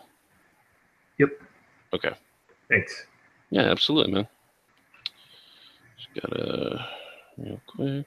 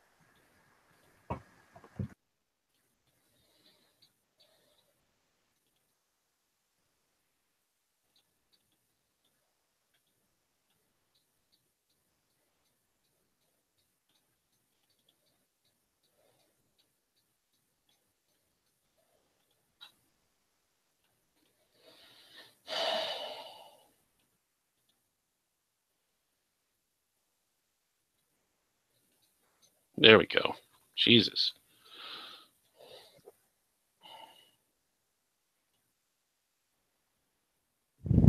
All right, I'm back. Cool. Me too. You know what? I think I'm just gonna blow everybody up a little. So this guy is. Can you guys see what's going on? By the way, I see a dude with no head in a business suit. he's got a head. He just Is that ET? it's an ill. Yeah, it's a bad head. All right, he's just Okay. he's got a condition. It's bad head syndrome.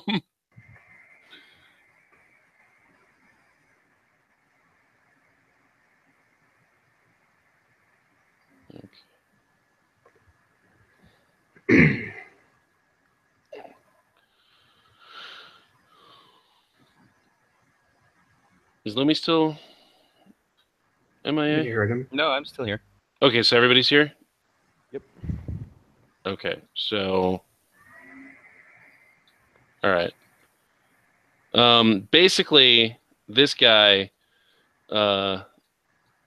this blue collar looking guy who's all wet, is all up in this white collar worker's face. Although, try to imagine him not in like full business attire, but just like very dressed down, a button down shirt, yes, a white one, but no tie, shirts untucked, that kind of thing. Yeah. And then this dude is all up in his face. So, Mason, what are you going to do? Is he like screaming at him, or is he? He's like, oh, you son of a bitch. Yeah, I do what I say is I pretty much try to get in between and say, "Oi, hey, listen, let's not go ruin anyone else's night right now. We're all just here to have a good drink." He's like, fuck you. This guy is between me and him. And then the business guy is like, I don't know you, man. Like, what are you talking about? I've never seen you before in my life. And he's like, oh, but I've seen you. Does the businessman seem sincere when he says that, or? Oh, go ahead and make a perception empathy check. Alrighty. Perception, empathy has 2 dice. What's the DC? Oh, difficulty 6. 6.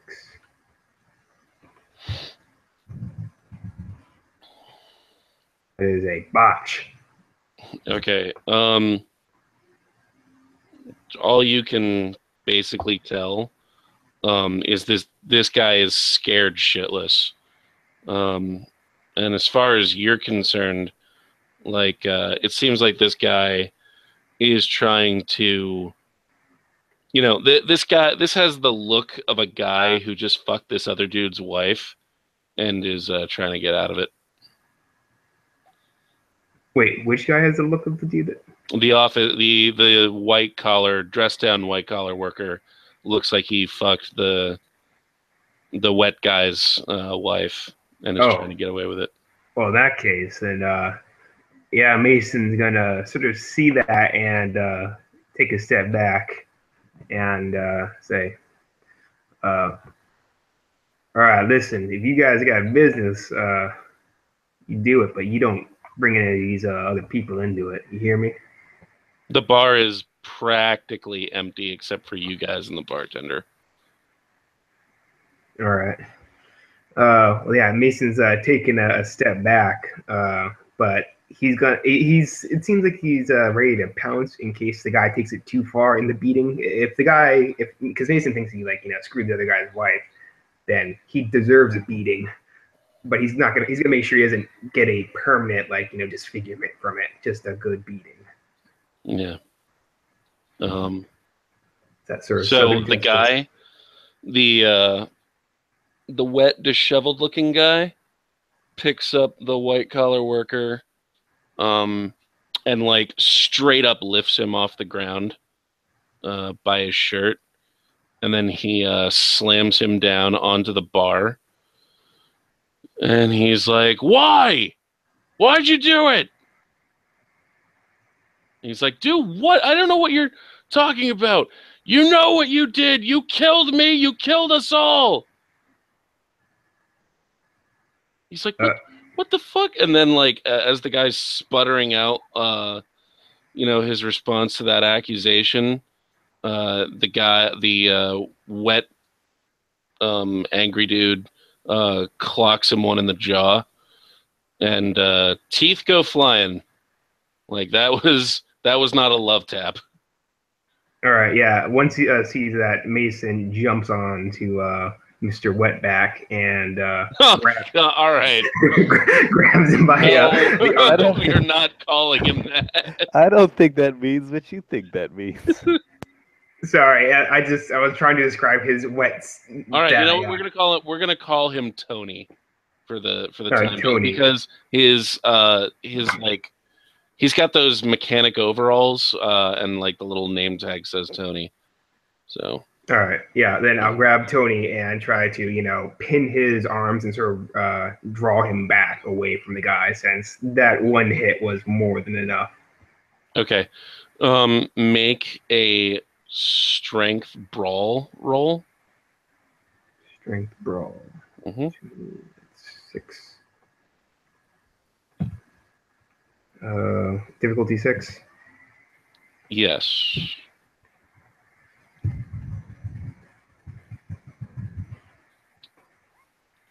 Three.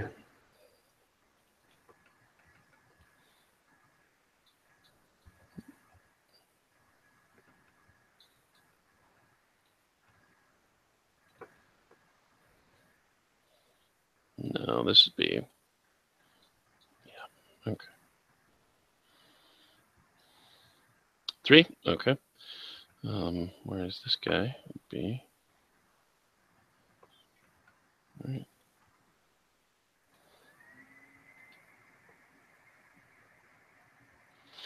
Okay, you managed to barely get him off of the business guy, who is bleeding and slumping down to the floor. But this guy, he is strong. So you don't know how long you can hold on to him.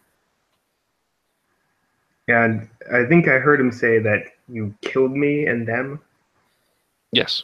Could I spend a conviction to activate second sight? You can. All right. I will do that and mark that off.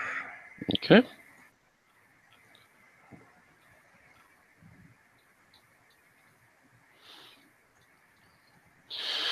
Okay, you activate second sight, and you immediately see this guy does not register as right. There is something going on here, like the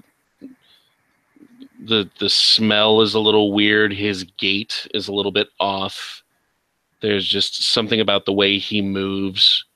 You can't quite put your finger on it, but this dude is not normal. You absolutely know that for sure. All right. Well, and the other guy's laid out and pretty much unconscious then? Yes. Then yeah, I guess Mason's just going to feeling the weirdness and sort of a bit terrified of what he might actually have sort of in his arms right now. He's just going to try to slam the guy into the bar here. Well, it's not your turn. You used your turn to grab onto the guy. Yeah. Pull him back. So now he's up. That was just saying my intention. So Of course. Yeah. Of course. If he fails in what he's about to do, then certainly. Let's close that guy off. All right.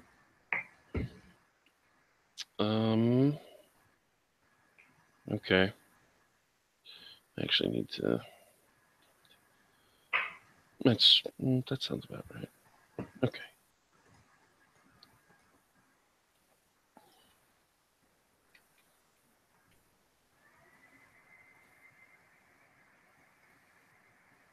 Okay.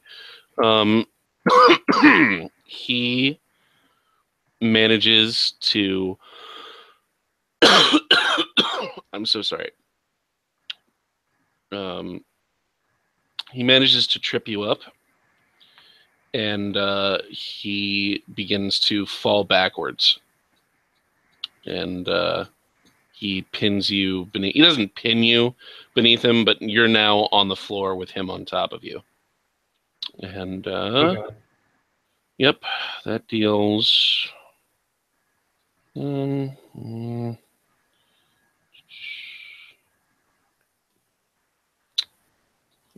Okay. All right, give me a soak roll. It's just your stamina, difficulty 6. Tough as hell specialty count? Yeah, your 10s will explode. Cool. 6 soak. Do I even need to roll? Yeah. No, you don't. You soak it. You are not damaged by this fall. But he's definitely like, get off me! I've got to He's gotta pay. He's gotta tell me what he knows. And like, as he talks, like you can. It's like he's gurgling. It's like he's talking through soup. I guess I'm guessing I can't see his face from this angle because I'm behind him, and when I grabbed him, right? No, you can't see his face right at this angle. Well, in that but case, it's your turn. Yeah, I am going to, I guess, try to shove him off to the side into like the bar chairs over here. Maybe get him tangled up potentially, just so I can get him off me and then get back to my feet. Okay, give me a Dex Brawl difficulty 7. Brawl 7.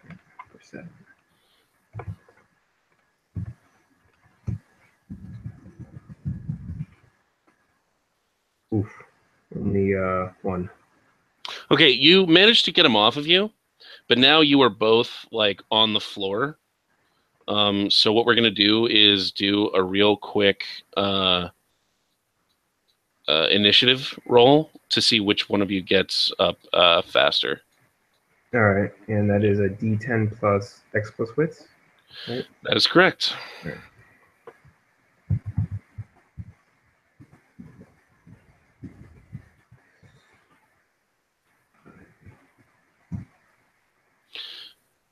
Okay, roll again. Oh. Yep, he gets up before you do. And he's not happy with you. Do I see his face now that he's sort of standing over me? Yeah, and it looks haggard, to be sure. You can't really tell what he is exactly. I mean, you have like you don't have an edge that really reveals his true form. It's just very much peeking out at the edges. You could try a perception awareness roll to try to identify him, but that would either take up your whole turn or you would have to split an action. So yeah, I know he's not human. That's good enough for me. Okay. I'm more concerned with surviving this encounter rather than figuring out. I'll shoot first, ask questions later. Right on.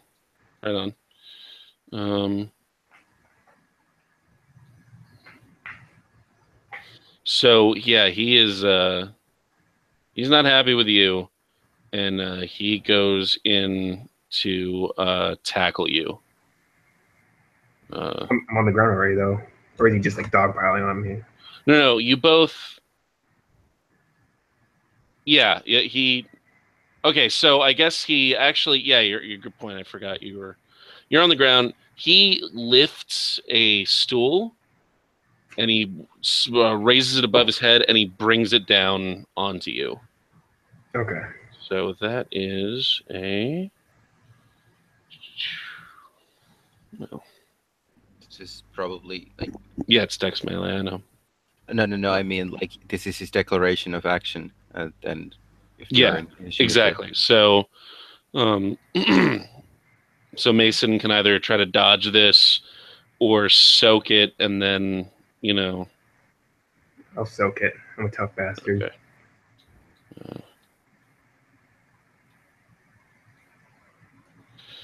Page 1, 2. Let's see. 4, 5. Yep. All right. Okay. Yeah. He brings it down, but I get he like sort of clips your arm, but for the most part, the impact is absorbed by the floor.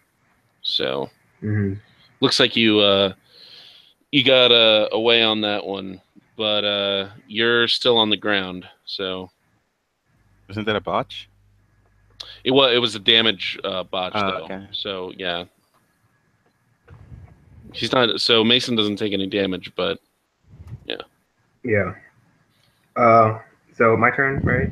It is your turn. I will sort of get to my knees and just drive my fist right into his crotch. I'm dirty fighting, which is my specialty, and I will use cleave. I guess I'm trying to use an edge. I need to figure out. Gonna You're- cleave him. So wait, you're cleaving your fist? I think I can. It mentioned that you can use your hands. Yeah. I'm just making sure that's what you're doing. Yeah. Yeah. So let's see. To cleave, and do you spend conviction for this edge, or unless it specifically mentions that you spend a conviction, it doesn't cost anything? Yeah. So cleave, I don't think actually costs anything to activate. Cool. But you can risk your conviction once per scene to add your conviction to the roll. That is correct. So this might not be a bad time to do such a thing. Sure. I'll risk my conviction. I'll risk 2, so that way I have 1 still left, just in case. Okay. And that means when I risk, that adds my attack roll, right? Yeah.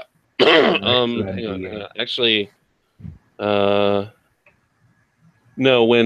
Yes, it does. It does add to your attack roll. I thought it would add directly to your damage pool. I'm just trying to get the.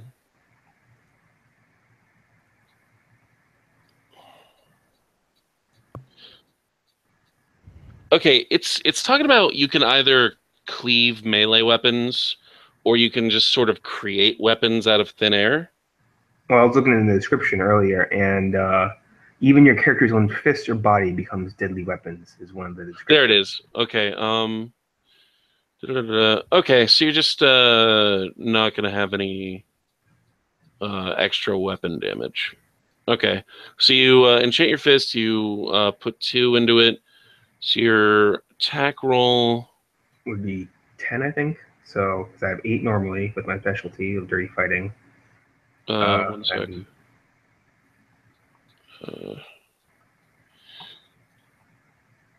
Yep. Cool. Oh, 7, 8, 9. Well, 4 brawl, 1 specialty, 3 dex. Special doesn't add a dice. Oh, it doesn't add it? Oh, that must be New World then. Yeah. The specialty is There's exploding 10s. exploding 10s. Exactly. So far as I can tell, it's a 9. All right. And since you're kneeling, Mm-hmm. and you're aiming low, so I'm gonna say the difficulty is 6. Okay. Yeah. Like a They're gonna street punch fighter his move. crotch out. Yeah. Whoa. Only 2. So add 1 to your damage pool, which should Okay. be 1, 2, 3, 4. I think total your damage pool should be 5 here. And then I also have a good right hook as a merit, which adds 2 more. Okay. Two. 4. All right. 4 damage, right to his balls. Oh, and do those 10s explode for a specialty, or is that only the attack roll? No, that's only for Cool. yeah, if the attack, and you got no 10s on your attack, so. So yeah, 4 damage. No, actually 5, because the 1s don't subtract. So yeah, 5 damage right to his crotch. He does grunt and stagger back a little bit, but he does not double over and like keel over in pain, like you would expect him to. Mm-hmm. It's just more of a, Mm-hmm. and then he steps back a little bit. And he is, because you dealt him so much damage in 1 turn, he's stunned for a bit, so he loses a turn. So this would be a really good opportunity for you to get to your feet free of consequence. Yep. We'll get to my feet. Is that my whole turn, or? Unless you want to split an action. Uh, I'll just get to my feet, raise my arms defensively, sort of, do the getting light on my feet, ready to bob and weave. All right. He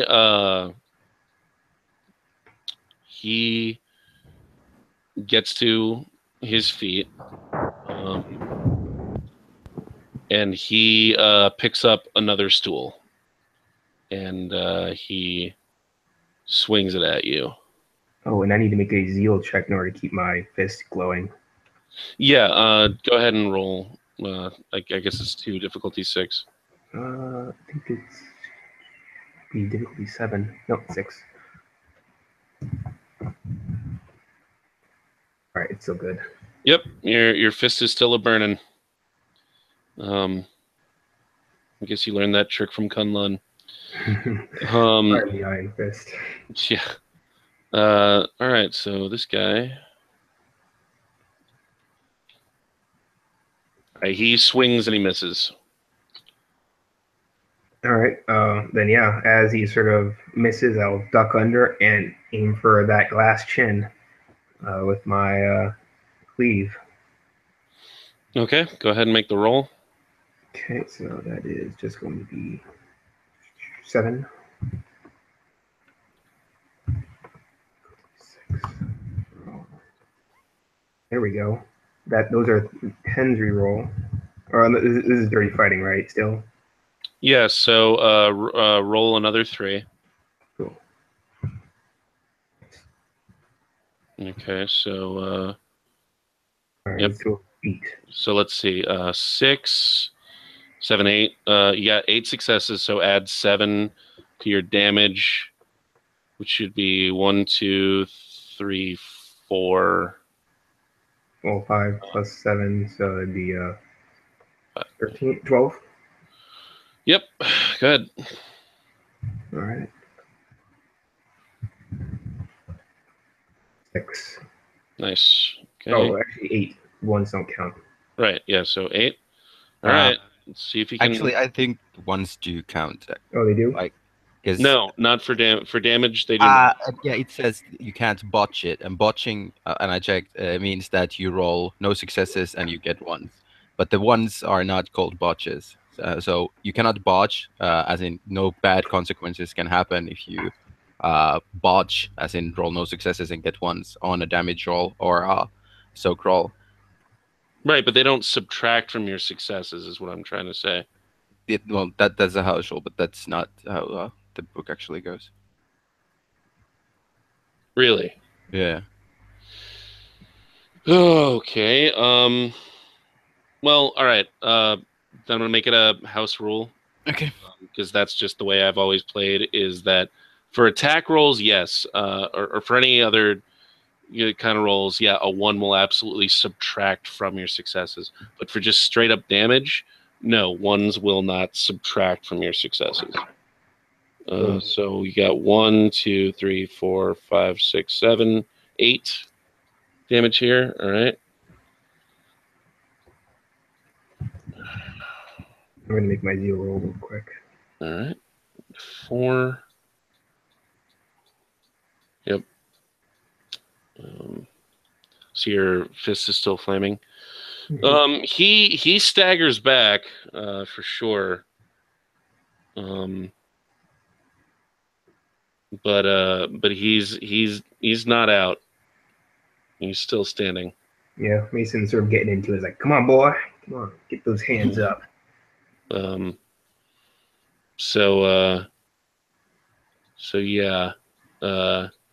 You notice that he is really kind of messed up. But you notice something very strange. As he sort of gets his bearings after this latest assault, he sort of stands in place and he rolls his eyes back into his head.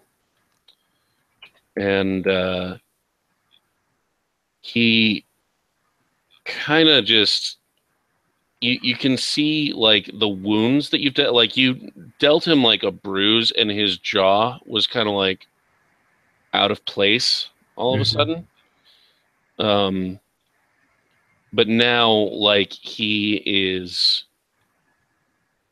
like putting the jaw like back where it's supposed to be. And Does it there's just snap in place without yeah, even touching it? there's a snapping sound, and he just like, like stretches it back and forth, and now it looks like it's back to where it ought to be. Mason gets like a deer in the headlights, kind of like widening the eyes, like, oh shit. Yeah. So he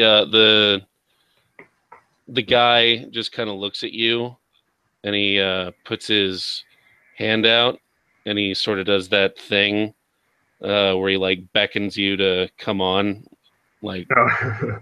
Yeah. like bring it, bitch. Hmm. Yeah. That's awesome. Give me a. Oh shit! Yeah. This will be fun.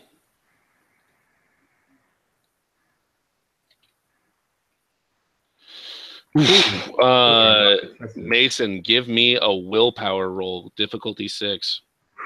Alrighty. I have pretty high willpower, so that's good. Mm-hmm. I got 7.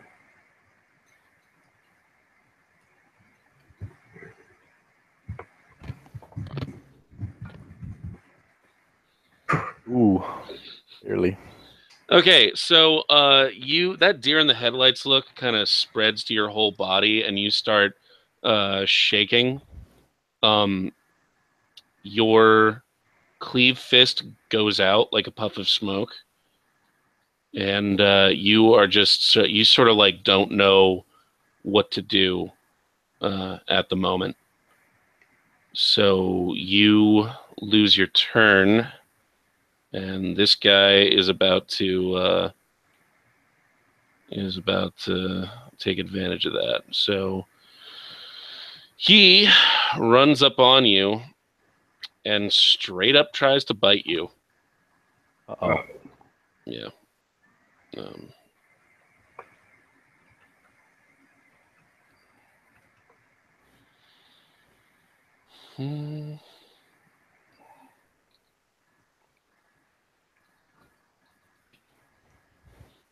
Oh boy. All right. If you spend a willpower point, Mason, I'll allow you to try to make a defensive move. Yeah, I'll definitely spend willpower. Okay. So that'd be Dex Brawl to get out of the way. No, it would actually be Dex Athletics. Okay. It's I'm glad I put that XP into athletics. Right? Yeah, that was a good call. Okay. Target number. 6. Cool. 7, because you're kind of pissing yourself. All right.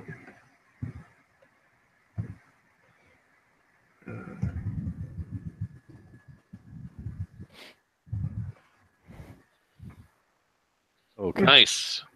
Okay. So he just barely gets you.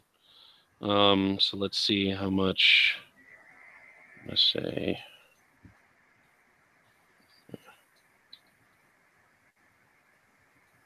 Wait, I fucked that up.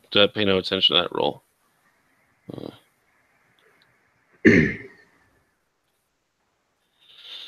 Okay, he deals you 1 point of lethal. Okay. And he's got his. When you dodge, do you just try to, fancy footwork your way out of it, or? More like yeah, I guess fancy footwork. Okay. He has that sort of brawler's, boxer kind of fighting style from bar fights and street fights. Okay. Well, he kind of grazes your hand with his teeth, and but he breaks the skin, and now your hand is bloody, and you just barely manage to get it out of his mouth before he really clamps down. So, So he has like fangs and stuff that I can see. no, it's not fangs per se. They look like normal teeth, but Okay. that shit hurt. Mm-hmm. By the way, at this point, you have noticed that the bartender has been yelling, like hit an address at someone, and then you like quickly glance over and realize he's on the phone. And that happened a little while ago, but like your mind was pretty focused on the fight, so Right. it's just now sort of starting to occur to you. Mm-hmm. But yeah, it is your turn. Am I still like quaking in fear or You can spend a conviction to no, you can spend a willpower point to sort of like get your shit under control, and then you can have an action. Yeah, we'll spend another willpower point to do that. Okay. And can I activate Cleave again, or is it just once per No, scene? you can activate Cleave. You just can't risk conviction on it again. All right, cool. Then yeah, I'm activating Cleave, and I'm going for a gut shot.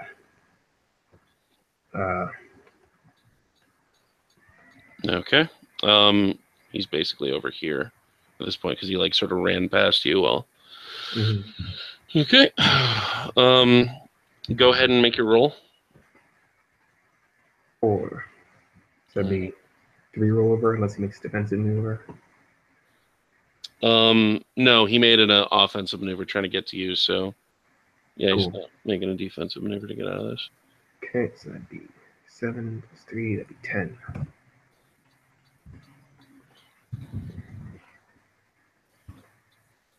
Ooh, Ooh. that's Yeah. One can count though. He well, no, because like I mean, like I said, the damage, the ones done, and thank God I don't, that's a house rule, right? Mm-hmm. So you hit him.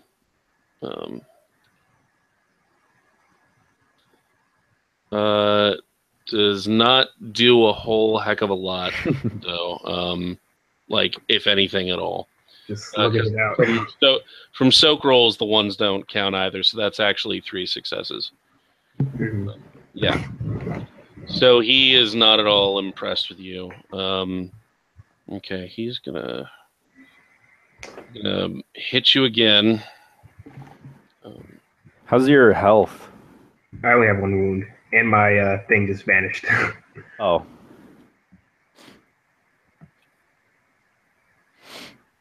Oh, your cleave vanished. Yeah. Okay. So he hits. So he like brings his hand down in a karate chop to your like neck to your collarbone, I guess. Mm-hmm. And that is.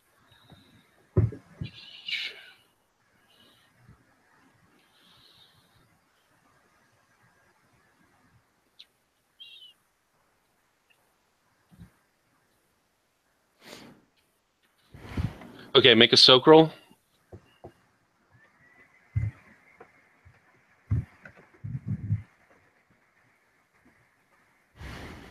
Okay, he hits you for 2 bashing. Oh no, wait. That'd be Okay, 3 successes. he hits you for 1 bashing. All right. Yeah. Now you're up. I guess I'll continue to try. His the wounds that I inflicted on him before, are they still healing at an accelerated rate? Does he look flawless? No, he seemed to only do that the once. Okay. He's looking a little shaky, but he keeps on coming. Yeah. He's pretty relentless. Do I see any like other patrons in here, or just the bartender? It's just this one bleeding guy who is knocked the fuck out, the bartender who has locked himself in the office, and you two. All right. Yeah, I'm probably gonna go a couple more rounds. If this guy doesn't go down, I'm probably gonna GTFO out of here. Hmm. Yeah, so I'm going to spend the willpower to try to really slug this guy as I activate Cleave once more. I hope it doesn't flicker out again. Okay. And, yeah. So give me the roll, and Okay. I'll take the willpower thing into account. You've spent, I want to say, 3 Yep. at this point. Okay. Let's reroll for that. So that'd be 5 successes. So 6 successes with the willpower. Yeah. Okay. So yeah, add 5, 6, 7. So your damage dice pool should be 9. Oh, well, I have Cleave, and then I Yeah, put right hook. I added that all. Oh, all right. What did you get? I have 12 for my total. Okay. 12, really? Well, 5 rollover, then plus my normal 2 for strength, so it'd be 7 plus right hook, be 9, and then plus cleave, it'd be 11 actually. Okay. Yeah, I thought that was a little off. Okay. So make the damage dice roll. Ooh. That'd be 9. Okay, 9. All right. That'd be Okay, yeah, you hit him again. And hang on. It's 2 successes. 7. Oh yeah. Okay. He goes down. And he, like, when I say he goes down, like, you punch him so hard that he, like, his head twists all the way around to the other side, like it's a fucking Daffy Duck cartoon. And as he hits the floor, you hear this sort of scream as if from far away. And as his body settles, there's this weird, like, sort of light underneath the body that sort of spreads out around him. And you can just sort of see, like, hands, like weird, ghostly, ethereal hands shooting out from the guy's back as if it's trying to sit up, but then it's immediately yanked back down into the light, and you hear the scream, and then suddenly the light snaps out of existence, and there's just this smoldering corpse just sort of left on the floor. So you're left with a smoldering corpse, a bloody but not dead guy at the bar, and the bartender locked in his office. And it's just at this moment that you can hear sirens. cool. So we're going to leave you there for the moment. And we're going to take... we're going to go right back to Lumi and Jad and see what their whole thing is shaping out to be. So Karen was asking Drew. Corinne. Yeah. Was asking Drew about why he's here. Yeah. He leans back in a chair and looks a little lost for a moment, and finally just like spills things out. Like, he doesn't speak fast, but there's a lot of content, essentially, because you at one point you have a life and everything is going well, and you think you know what you're supposed to be doing, and then bam, something changes. Suddenly you just don't feel safe anymore, and nothing feels real anymore, and you just get into this sort of a binge. And it's like, whether you drink or you fight or you get in trouble or you do whatever, it's just not enough. Like, nothing feels like anything anymore. And your girlfriend goes like, "Oh, why don't you talk to me? Why don't you open up about your emotional things?" And when you do, she doesn't even believe you. She just like thinks that what you're saying is not real, and she's worried. But everybody's always worried, and nobody's actually doing anything about it. I just don't know where I am. I mean, everything has changed, and everything that I thought you know was me, what defined me, is gone. So I've got nothing. I'm just like teetering on an edge. It just feels like I should just jump in and maybe see what's at the bottom of the hole. Maybe there's something more meaningful there. Okay, usually these feelings of displacement and alienation are tied to a specific impetus or series of traumas. What would you say it was? What was the event or series of events that led you to have these feelings? I guess it was, and he thinks about it for a moment how to rephrase, because he actually does feel kind of awkward about it, and maybe this By is the the way, only way he are can you comfort. totally making this up, or is this really how Drew feels? It's half and half. He's actually like using some of his own references, but he's also twisting it so that it's not obvious. Because Okay. he's not usually one to talk about himself, and he wants everyone to think that, like, at least wants Zephyr to think that he's bullshitting. So it's like, I don't know. There was just this. I people assumed that something had happened to me when nothing had, and everybody would just kept treating me like, you know, treating me differently than what I really was. And then I realized that nothing about me is really what it's supposed to be, and that my life and this world we live in, it's just a facade. It's like waking up in a goddamn Truman Show. You just suddenly run into a random building and there's nothing there. It's just hollow. Everything is just meaningless. Hmm. And all right, Jack. But what specifically, like, was it trouble with your girlfriend? Was it trouble at work, or did you have some sort of confrontation? Did you experience some sort of loss in the family? What happened exactly?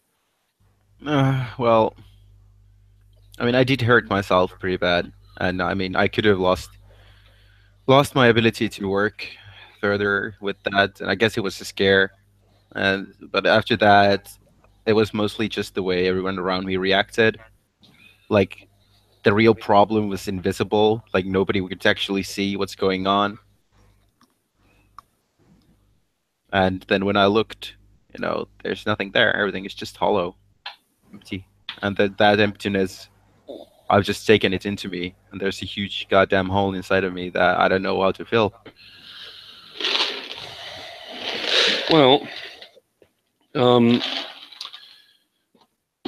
to Rise Up, one of the many, many, many services we provide, or things we try to do, is what you're feeling is not uncommon, certainly among people that I see and talk to. So what we try to do is give people a way to contribute, and when they feel that their sense of purpose is floundering or simply non-existent, we try to renew their sense of purpose. We try to give them a duty, a function, a reason for living, for some people. And for other people, it's just, might not be that extreme, but it's certainly it's certainly a reason for some people to get out of bed in the morning, but for others, it just makes them feel better about their place in the world, um, about their lives, about who they are as people. Uh, He and nods along a little at that. He seems to be like feeling it. yeah, um, and I don't want you to get the wrong idea about this place. While we do have a network of drug rehab and psychological counseling centers, people that we can refer you to for professional help if that's what you're looking for. We can absolutely do that. But basically what Rise Up does is we encourage people to not neglect the self, not forget the self, but to put the self in the back seat and let the group, the common good, be the driving force in their lives. Essentially, we try to take people who are troubled and we try to put them in areas where we think they will have significant positive impact, and also where we think that environment will significantly positively affect them. For instance, I spoke to a woman who was barren, and it just so happened to affect her very, very, very negatively. Growing up her whole life, she always wanted to have children, always wanted to have a big family, and it just so happens that we have a lot of connections to foster families, at-risk youth, children who really need attention. And she was a person who wanted to give a lot of attention to children, so we matched them up. We had someone, alternatively, who had he had lost his job, and he simply could not find another one. And he had one of those jobs where it was this marketing thing where he made like a lot of money, but it was on a lot of shady multi-level marketing deals, kind of those pyramid schemey things. He made a lot of money doing this, and for a while he had a great condo, an amazing car, just a lot of material things. But then something happened where he was sort of blackballed from the industry, and very quickly his life began to fall apart. It wasn't that he just couldn't find another marketing job, he couldn't find any decent paying job whatsoever. And very quickly his car was repossessed. He couldn't afford a rent on his condo anymore. When he came to us, he was ready to end it all. I'm obviously not going to name names or anything, but I'm just trying to tell you that we have the capability to change lives. We took that man, and he could not care less about material wealth anymore. He doesn't live in Gulfport anymore, but I don't think he ever did anyway. This is just one of the stories they have on the website, which you should absolutely check out if you haven't already. I checked it out. Yeah. So he now lives in the Florida compound, and he grows vegetables. He makes charitable donations and deliveries to people whose houses have burned down. He builds houses for the poor. Is a man who no longer lives for himself. He lives for his community, and he's so much more fulfilled now. Now, I realize that is not for everyone.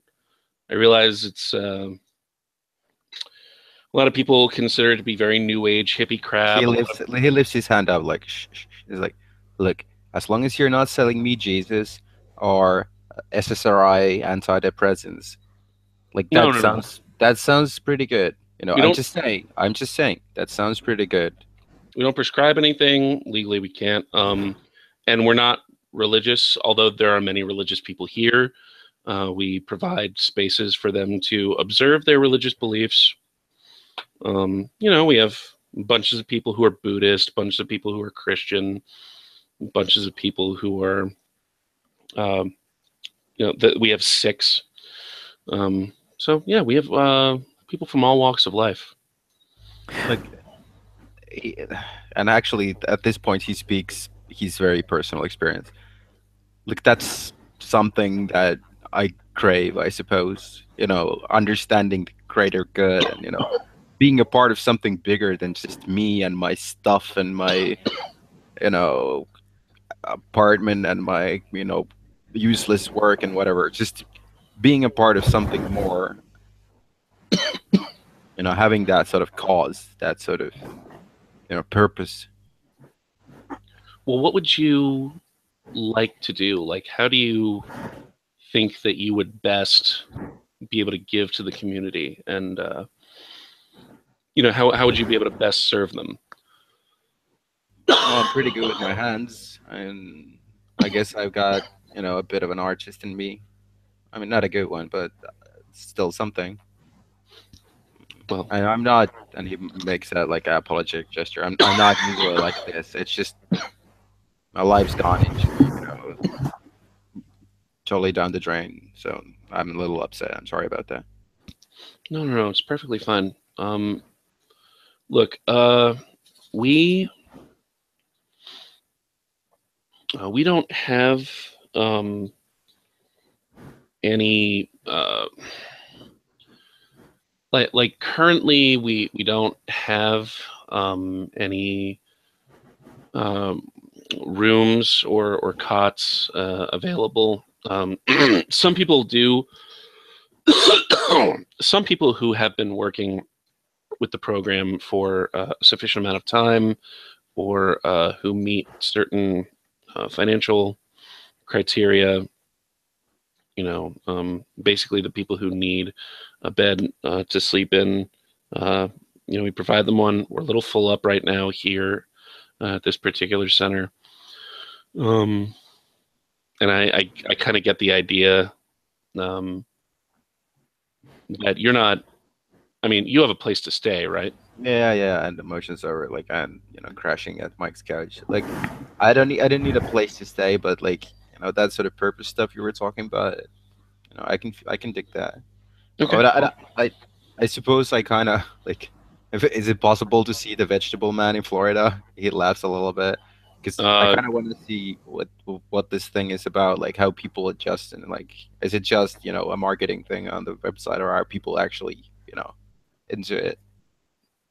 People, a lot of people have a difficult time adjusting, I assure you. But eventually, people either leave or they, they stick around, and their lives are completely changed. Like I said, it's not for everyone, but some people don't even realize that what they really want in life is something that they might have never considered before. For that man, the marketing guy, what he really wanted was originally was to win. He wanted to be valued. And now, I guess in a sense, you could say that he has found that, but he would never tell you that like that is his purpose in life. He'd tell you that helping others and helping the community to move forward is his purpose in life. But he is absolutely valued. So in a funny way, he did get what he always wanted. So yeah, well, I mean, like, I didn't got a lot of options, and right. So what I'm going to do is I'm going to give you an email address and a phone number of a local contact who can set you up with various community outreach programs.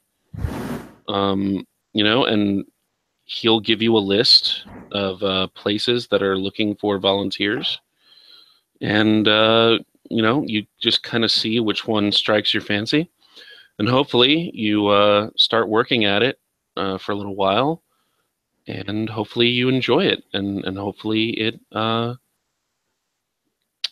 it leads you one step closer to what you're looking for. He nods slowly at that. I don't know. So I guess nothing's gonna happen this weekend. I mean, it's kind of like, Yeah.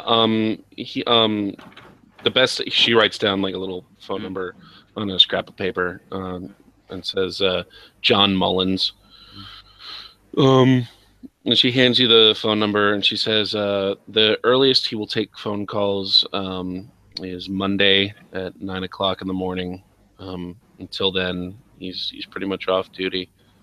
So Off duty. Like it's his job. yeah, I mean, we are a nonprofit organization. We are funded by several, very generous sources, plus donations that people make. But yeah, there while there is kind of a communist structure to our organization, people do have schedules.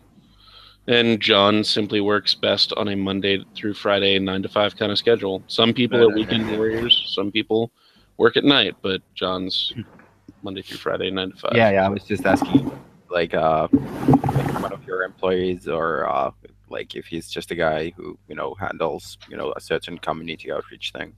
He's with us. He's a Rise Up member. I guess you could say he's our liaison to several community outreach programs. Okay. Well, yeah. Thanks for your time then. And Absolutely. And listen, this is my personal number. Jack, like I said, we're not a rehab clinic. We're not, we're not like a psychological hospital, psychiatric ward, or anything like that. If you do have problems, I just please, call 911. Don't hurt yourself. If you really find yourself needing someone to talk to, just text that number, and I'll respond as soon as I can. And he stands up, and at that point, maybe it's more obvious to Zephyr than to the woman. Becky, comes his fingers through his hair and seems like a little bit relieved, and gives that sort of, oh, somebody has finally reached out to me. Maybe there is a little bit of hope, and this woman has given it to me, but I'm trying to conceal it because I'm a tough guy in a dark situation, and I should take care of myself and not let anyone else be this supportive person for me. Sort of a vibe, also very flirty. Yeah, she does not respond to that at all. Yeah, well, it's very subtle anyway, but he nods and takes the numbers. Yeah, till Monday then. Okay, yeah. You have my number. Just feel better, and I wish you all the luck in the world. And then she turns away to go to her office, and you guys head back to the lobby. Actually, I was gonna say something when Jack is done asking his questions. By all means. Well, first I would turn to Jack. Do you feel satisfied? Do you have any other questions for her? Yeah, I'm fine. Okay. Do you mind if I get the room with Kareen just for 1 second? I'll be out. Sure. Yeah. I need to take a piss anyway. He leaves the room. So as soon as he leaves, I'll start talking about him. So, Kareen, you've listened to him for a good 15, 20 minutes. What do you think? What are your thoughts? I know he kind of speaks in very vague terms. It's hard for me to follow him at some points, but I hope you can help him. I've met a lot of young men like him, and it is a very, very, very common issue with men in their 20s struggling with their identity, struggling with their direction in life. And instead of a normal level of frustration, it's like, who am I? What do I want to do? What's my purpose in life? And instead of, I don't know, seeing that as an opportunity and saying, I could be anyone I wanted to be, they look at the idea that they don't have their lives figured out in their 20s, and they see themselves as failures. It's a very Western, but especially American kind of trait. And I think it is because of our celebrity culture and kind of an obsession with fame in a bunch of different forms. And you see all these people who are, quote, make it when they're teenagers or in their young 20s, completely disregarding the fact that a lot of the kids who, quote, make it at a young age then often go on to disappear from the public eye completely after just a few years. And also completely disregarding the amount of people 30 or over who don't, make their break until then, but then end up having incredibly fulfilling careers. But yes, there's some odd phenomenon about, people in their 20s who they graduate from college, they get into the job market, they find out being an adult isn't all it's cracked up to be, and they kind of snap. And I think Jack is very much falls into that field. And I think and it's an if, it's always an if he can sort of find a purpose helping the community in some way, I think that would be really healthy for him. And I'm sure with your vast expertise in this area and all the people that you've helped throughout the years, you've seen cases, better and worse than Jack. As a friend, I'm very worried about him. I don't know how to put this in a more beautiful way, but how quickly, can I get my friend back? What did you give your name as, by the way? Mike. Sorry. Mike, that is not for me to know or decide. People make decisions about their lives all the time. Some people move forward and never look back. Some people, make drastic changes, and some people never really quite change that much at all.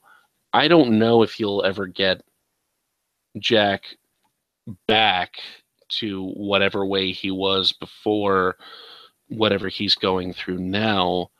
I hate to say this, but everyone changes. And it sucks while you're going through it, but then when you look back on it, you realize change is inevitable and it's not so bad. And time does heal all wounds. I'm not saying you're going to lose him.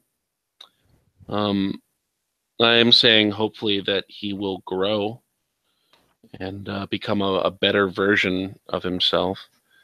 But really, for all this might just be a downslope he's going through, a phase. I really, really think this will help him. I hope it will help him. It has helped people in his situation. It has helped people who are much worse off and people who are older than him that are in much more dire straits. You wouldn't believe the kind of people that we've helped to turn around, and just it's almost as if they're completely new people when they, by the time they go through our program. And after they've spent some time with us, friends, family members, they like what they see, don't get me wrong, but just a common thing that I hear from people apart from Rise Up is, I don't recognize him or I don't recognize her. It's like it's a whole new person. So. And out of character, what was the name of the police officer that had the Rise Up card? That would be Ron Parker. No, wait. Yeah, that would be Ron Parker. I was trying to decide if Jimmy or Ron had it, but it would be Ron.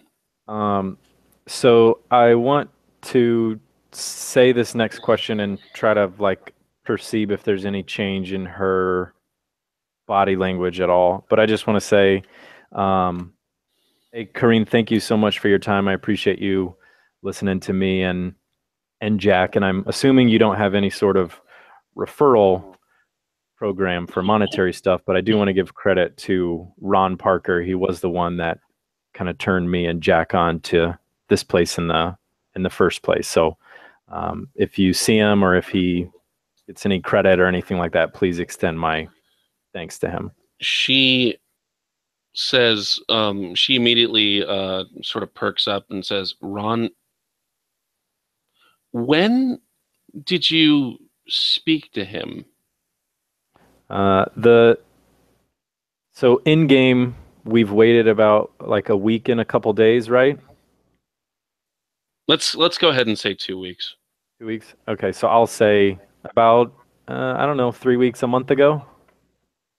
Oh, that's Why? Ron.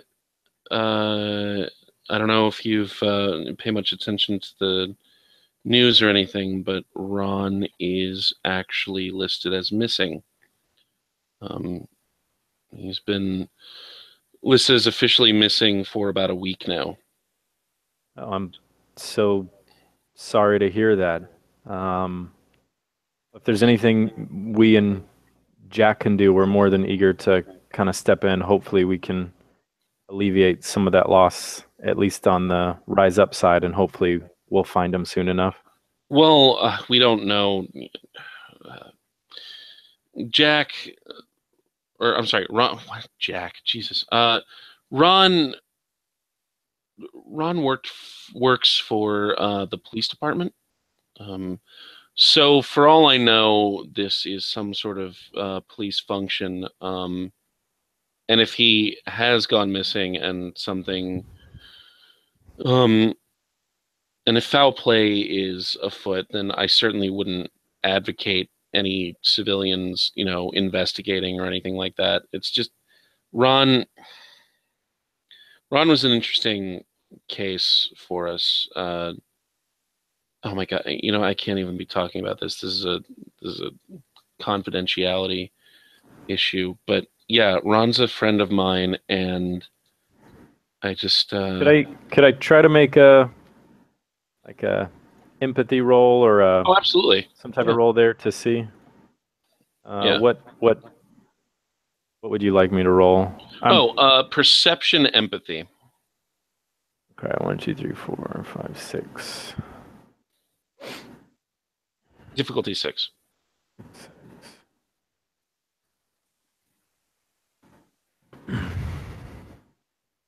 Four successes. She is nervous, and you get the distinct feeling like she was about to spill some beans, but she very quickly caught herself. And she's just like she's hiding something is the feeling that you get. Okay, well, what she's hiding, you have no idea. But yeah, I'm not really gonna press her or anything like that. So I'll thank you so much again for your time. I hope we're able to find Ron soon, and we will definitely reach out to John first thing on Monday. If there's anything else that we need to know, please let me know before we walk out. Otherwise, I think we're all good. Mike, can I ask you something? Where exactly did you see Ron when he made the referral? What was going on exactly?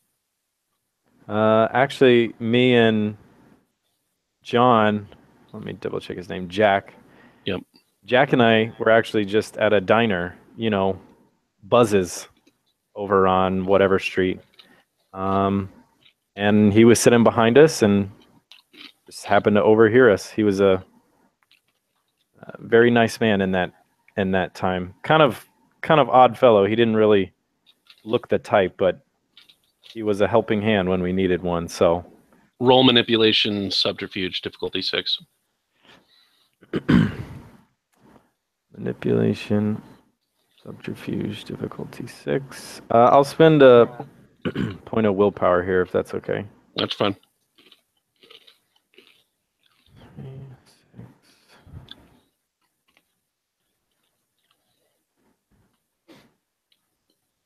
6. 1 plus willpower, 2 successes.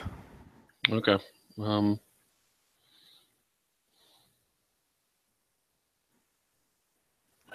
You seem very concerned about him. Are you sure there's nothing that you want to help me out with that I can assist? Or I kind of messed that up.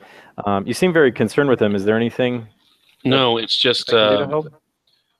no. I just if I knew maybe where he was leading up to his disappearance, we were friends.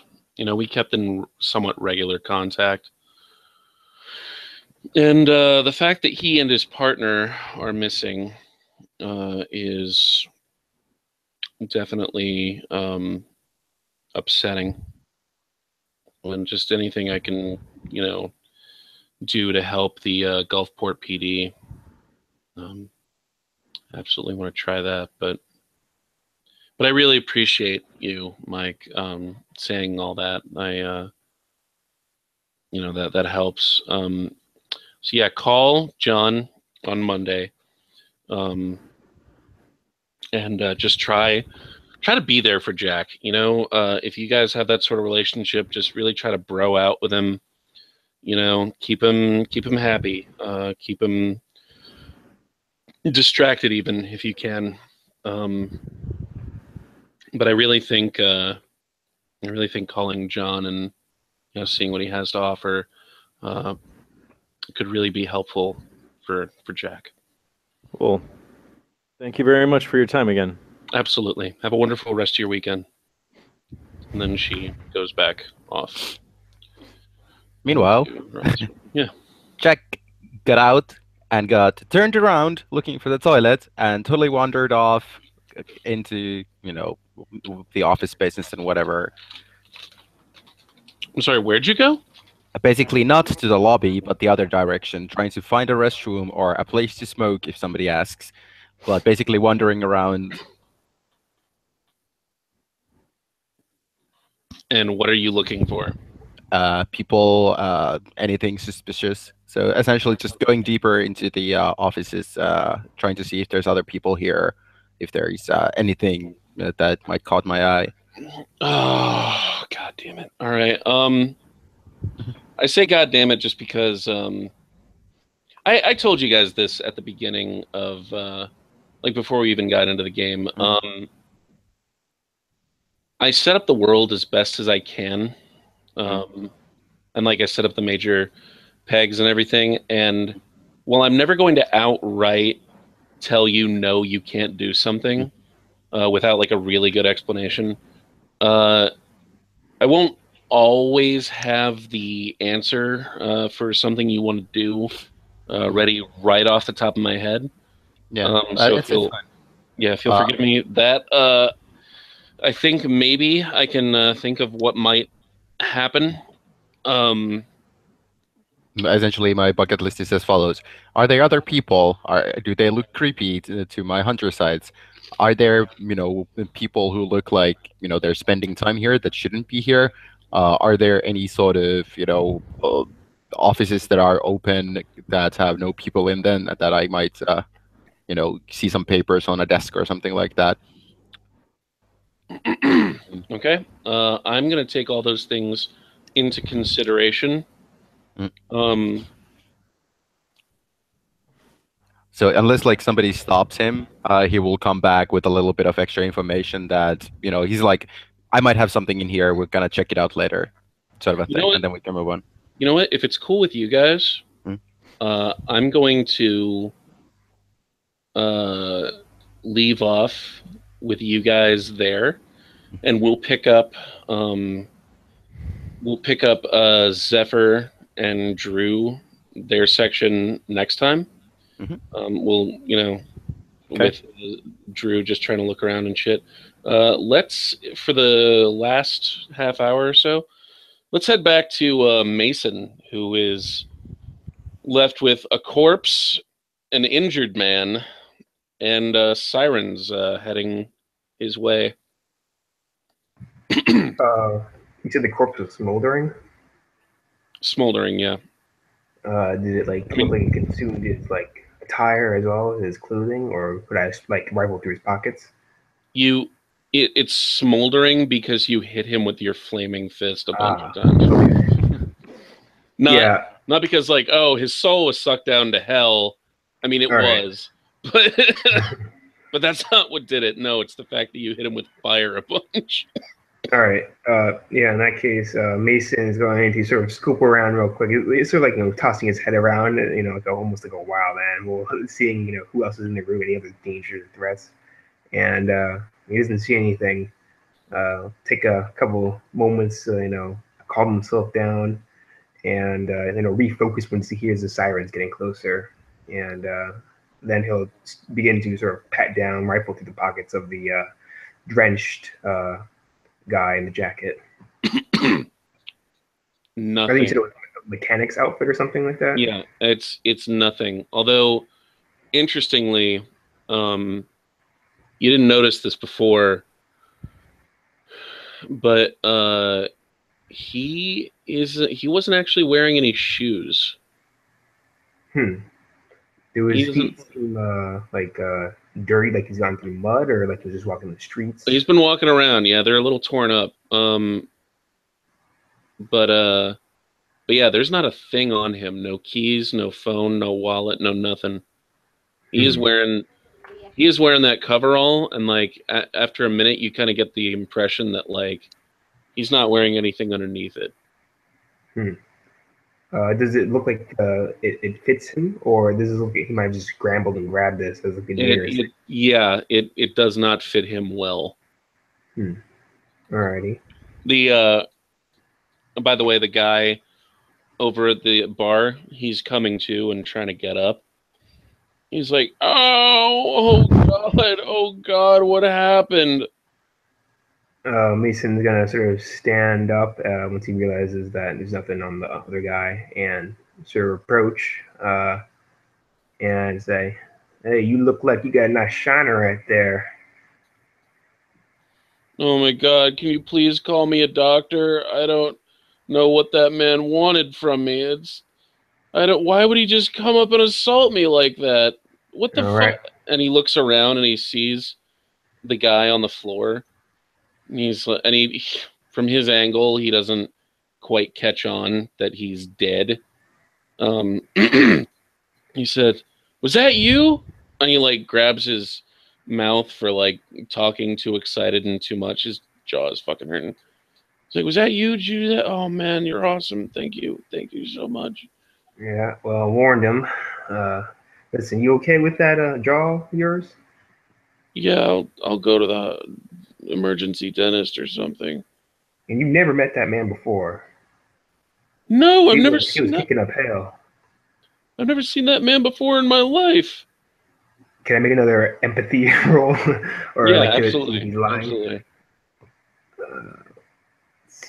Still a 2. Yeah, difficulty 6. 6. Actually, difficulty 5. I still don't get it. Okay, never mind. You can't really tell. The guy's too panicked and in pain for you to really pick up on any emotions beyond that. All right. How far away do the sirens sound? Like, do I have a They're minute? getting closer. All right. So you either need to like ask this guy the questions you need to ask him, or skedaddle. All right. Listen. I'm not gonna stick around here. You can tell the cops whatever you like. But me, I gotta get the hell out of here. So no offense. You mind giving me your card or something like that so I can, contact you just in case? What? Why would roll manipulation empathy? Right.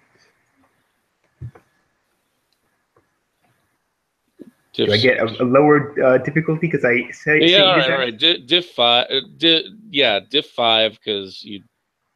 Yeah, he's all fucked up, and you kind of saved him. All right.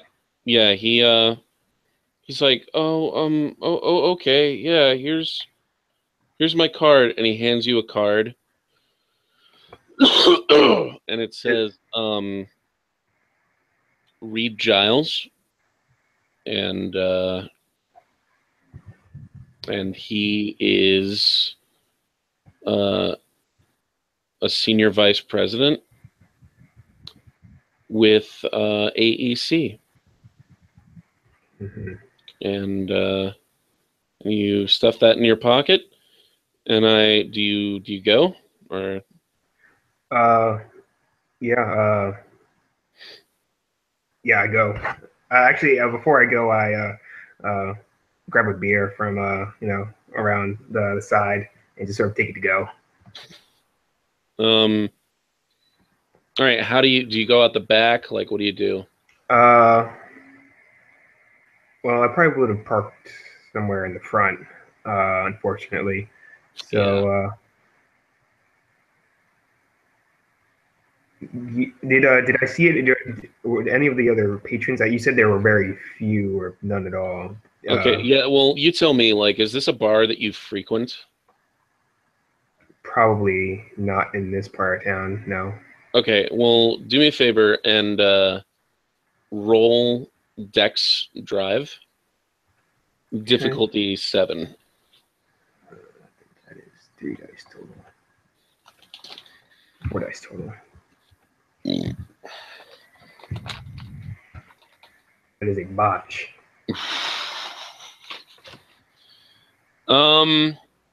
Yeah, you drop your keys down onto the floorboard, and as you're scrambling to pick them up, one of the cops pulls up right next to you, and he gets out his gun. And he says, "Freeze! Don't move!" Yeah, Mason's going to sort of sigh, grumble, and just sort of slowly, raise his hand. He's not moving. He's gonna raise his hands up and what? He's not moving. He's raising his hands. Okay. All right, officer. Didn't do anything. Just trying to get in my car. Okay. I think that is as good a place to stop for the night as any. All right. Which is good because now we have left off on 2 interesting cliffhangers. And it also allows us 20 minutes for you guys to ask questions if you'd like. Or discuss stuff. Everybody give yourself 3 experience points. Hooray. I actually kind of need to go in like 5 minutes, so I won't have time to discuss more, unfortunately. But I thought that was a really insightful therapy session, at least. I mean, that was really awesome in my opinion. Even though it wasn't like super hunter, it actually allowed Drew to talk about his things in a environment that is easier for him. Hey man, if it helps you roleplay, I'm all for it. How about everybody else? Did they feel like they, made a difference? Did something cool this session? Yeah, I feel like I finally get to showcase how good physically Mason is. Good brawler. Just gave him a Street Fighter uppercut and Yeah, for real. killed him. Sure, you can. Exactly.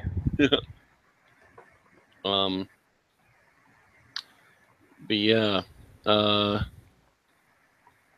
shit! I realize I have a gun on me too. Yeah. Oh my god. Yeah. There's a dead body in there. The bartender just called. To be fair, I do have witnesses that I was trying to stop the violence. That is true. That is true. But yeah, having the gun on you is going to be a violation of your parole. Yeah. So, So we'll see how that shakes out. Jad, like, what are you thinking for your next move? I'm assuming while I was having questions with Kareen, Drew was wandering around. So I'd come back into the lobby and probably figure out where he was, go into the bathroom and just wait there. But I think he got what he came for. I got what I came for. We have a new lead, the John Mullins, and then we have the whole weekend to try to figure out if we want to contact the escort service or do some more research or just like do something. But now we got to deal with Mason, so because he's like right across the street, right? You're pretty close to us, right? Yeah, as close as I, probably can so far. Oh, there goes our ride. He's in handcuffs. Okay. You guys are gonna come out and like, what the fuck did you do? No. That's funny. Stuff. All right. But yeah, are you guys enjoying it so far? Intrigued still? Yeah, I'm having fun. Okay. I like playing hunters, humans, rather than vampires or werewolves. I mean, those can be fun in their own right, but I like playing the humans now and then. Yeah, I'm trying to make it like a realistic detective story. Have action beats where necessary. Mm-hmm. Because yes, I understand that, and maybe you didn't even consider this at all, but maybe I'm tipping my hand, whatever. I recognize how incredibly against the odds it would be for Mason to just be hanging out in a bar and something like wanders in, you.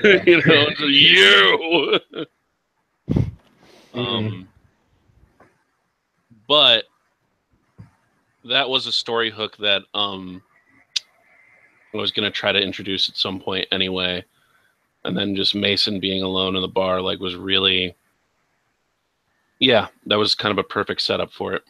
So. Mm-hmm. So far, mostly everything is going to plan. It is interesting the direction that you guys are going, and then I just sort of have to not paint around that because it makes it seem like I haven't built up a world here.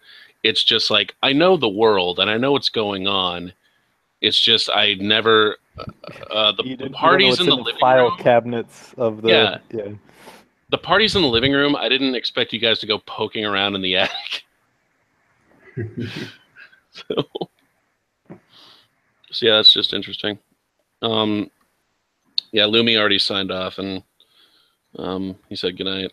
Well, guys, awesome. I have your updated character sheets, and I made willpower and conviction subtractions where necessary.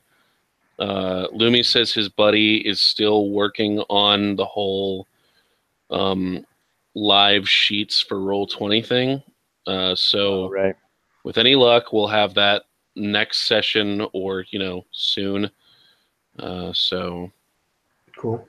Yeah. Cool. Thank you again for running. Yes, thank you. Yeah. I'll talk to you guys next week.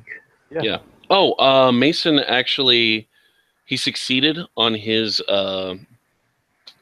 conviction roll. On risking his conviction, so he gained a point. So you are at 5 conviction now. Well, I'm at 4 because I spent 1 for second sight to notice the guy, and then I spent. Oh, right. I'm back to my starting. Yeah. Back to 4. Yeah. Okay. That works. All right. Cool. Thank you. I will talk to you guys later. All right. See ya. Have a good one. Bye, everybody. See you guys.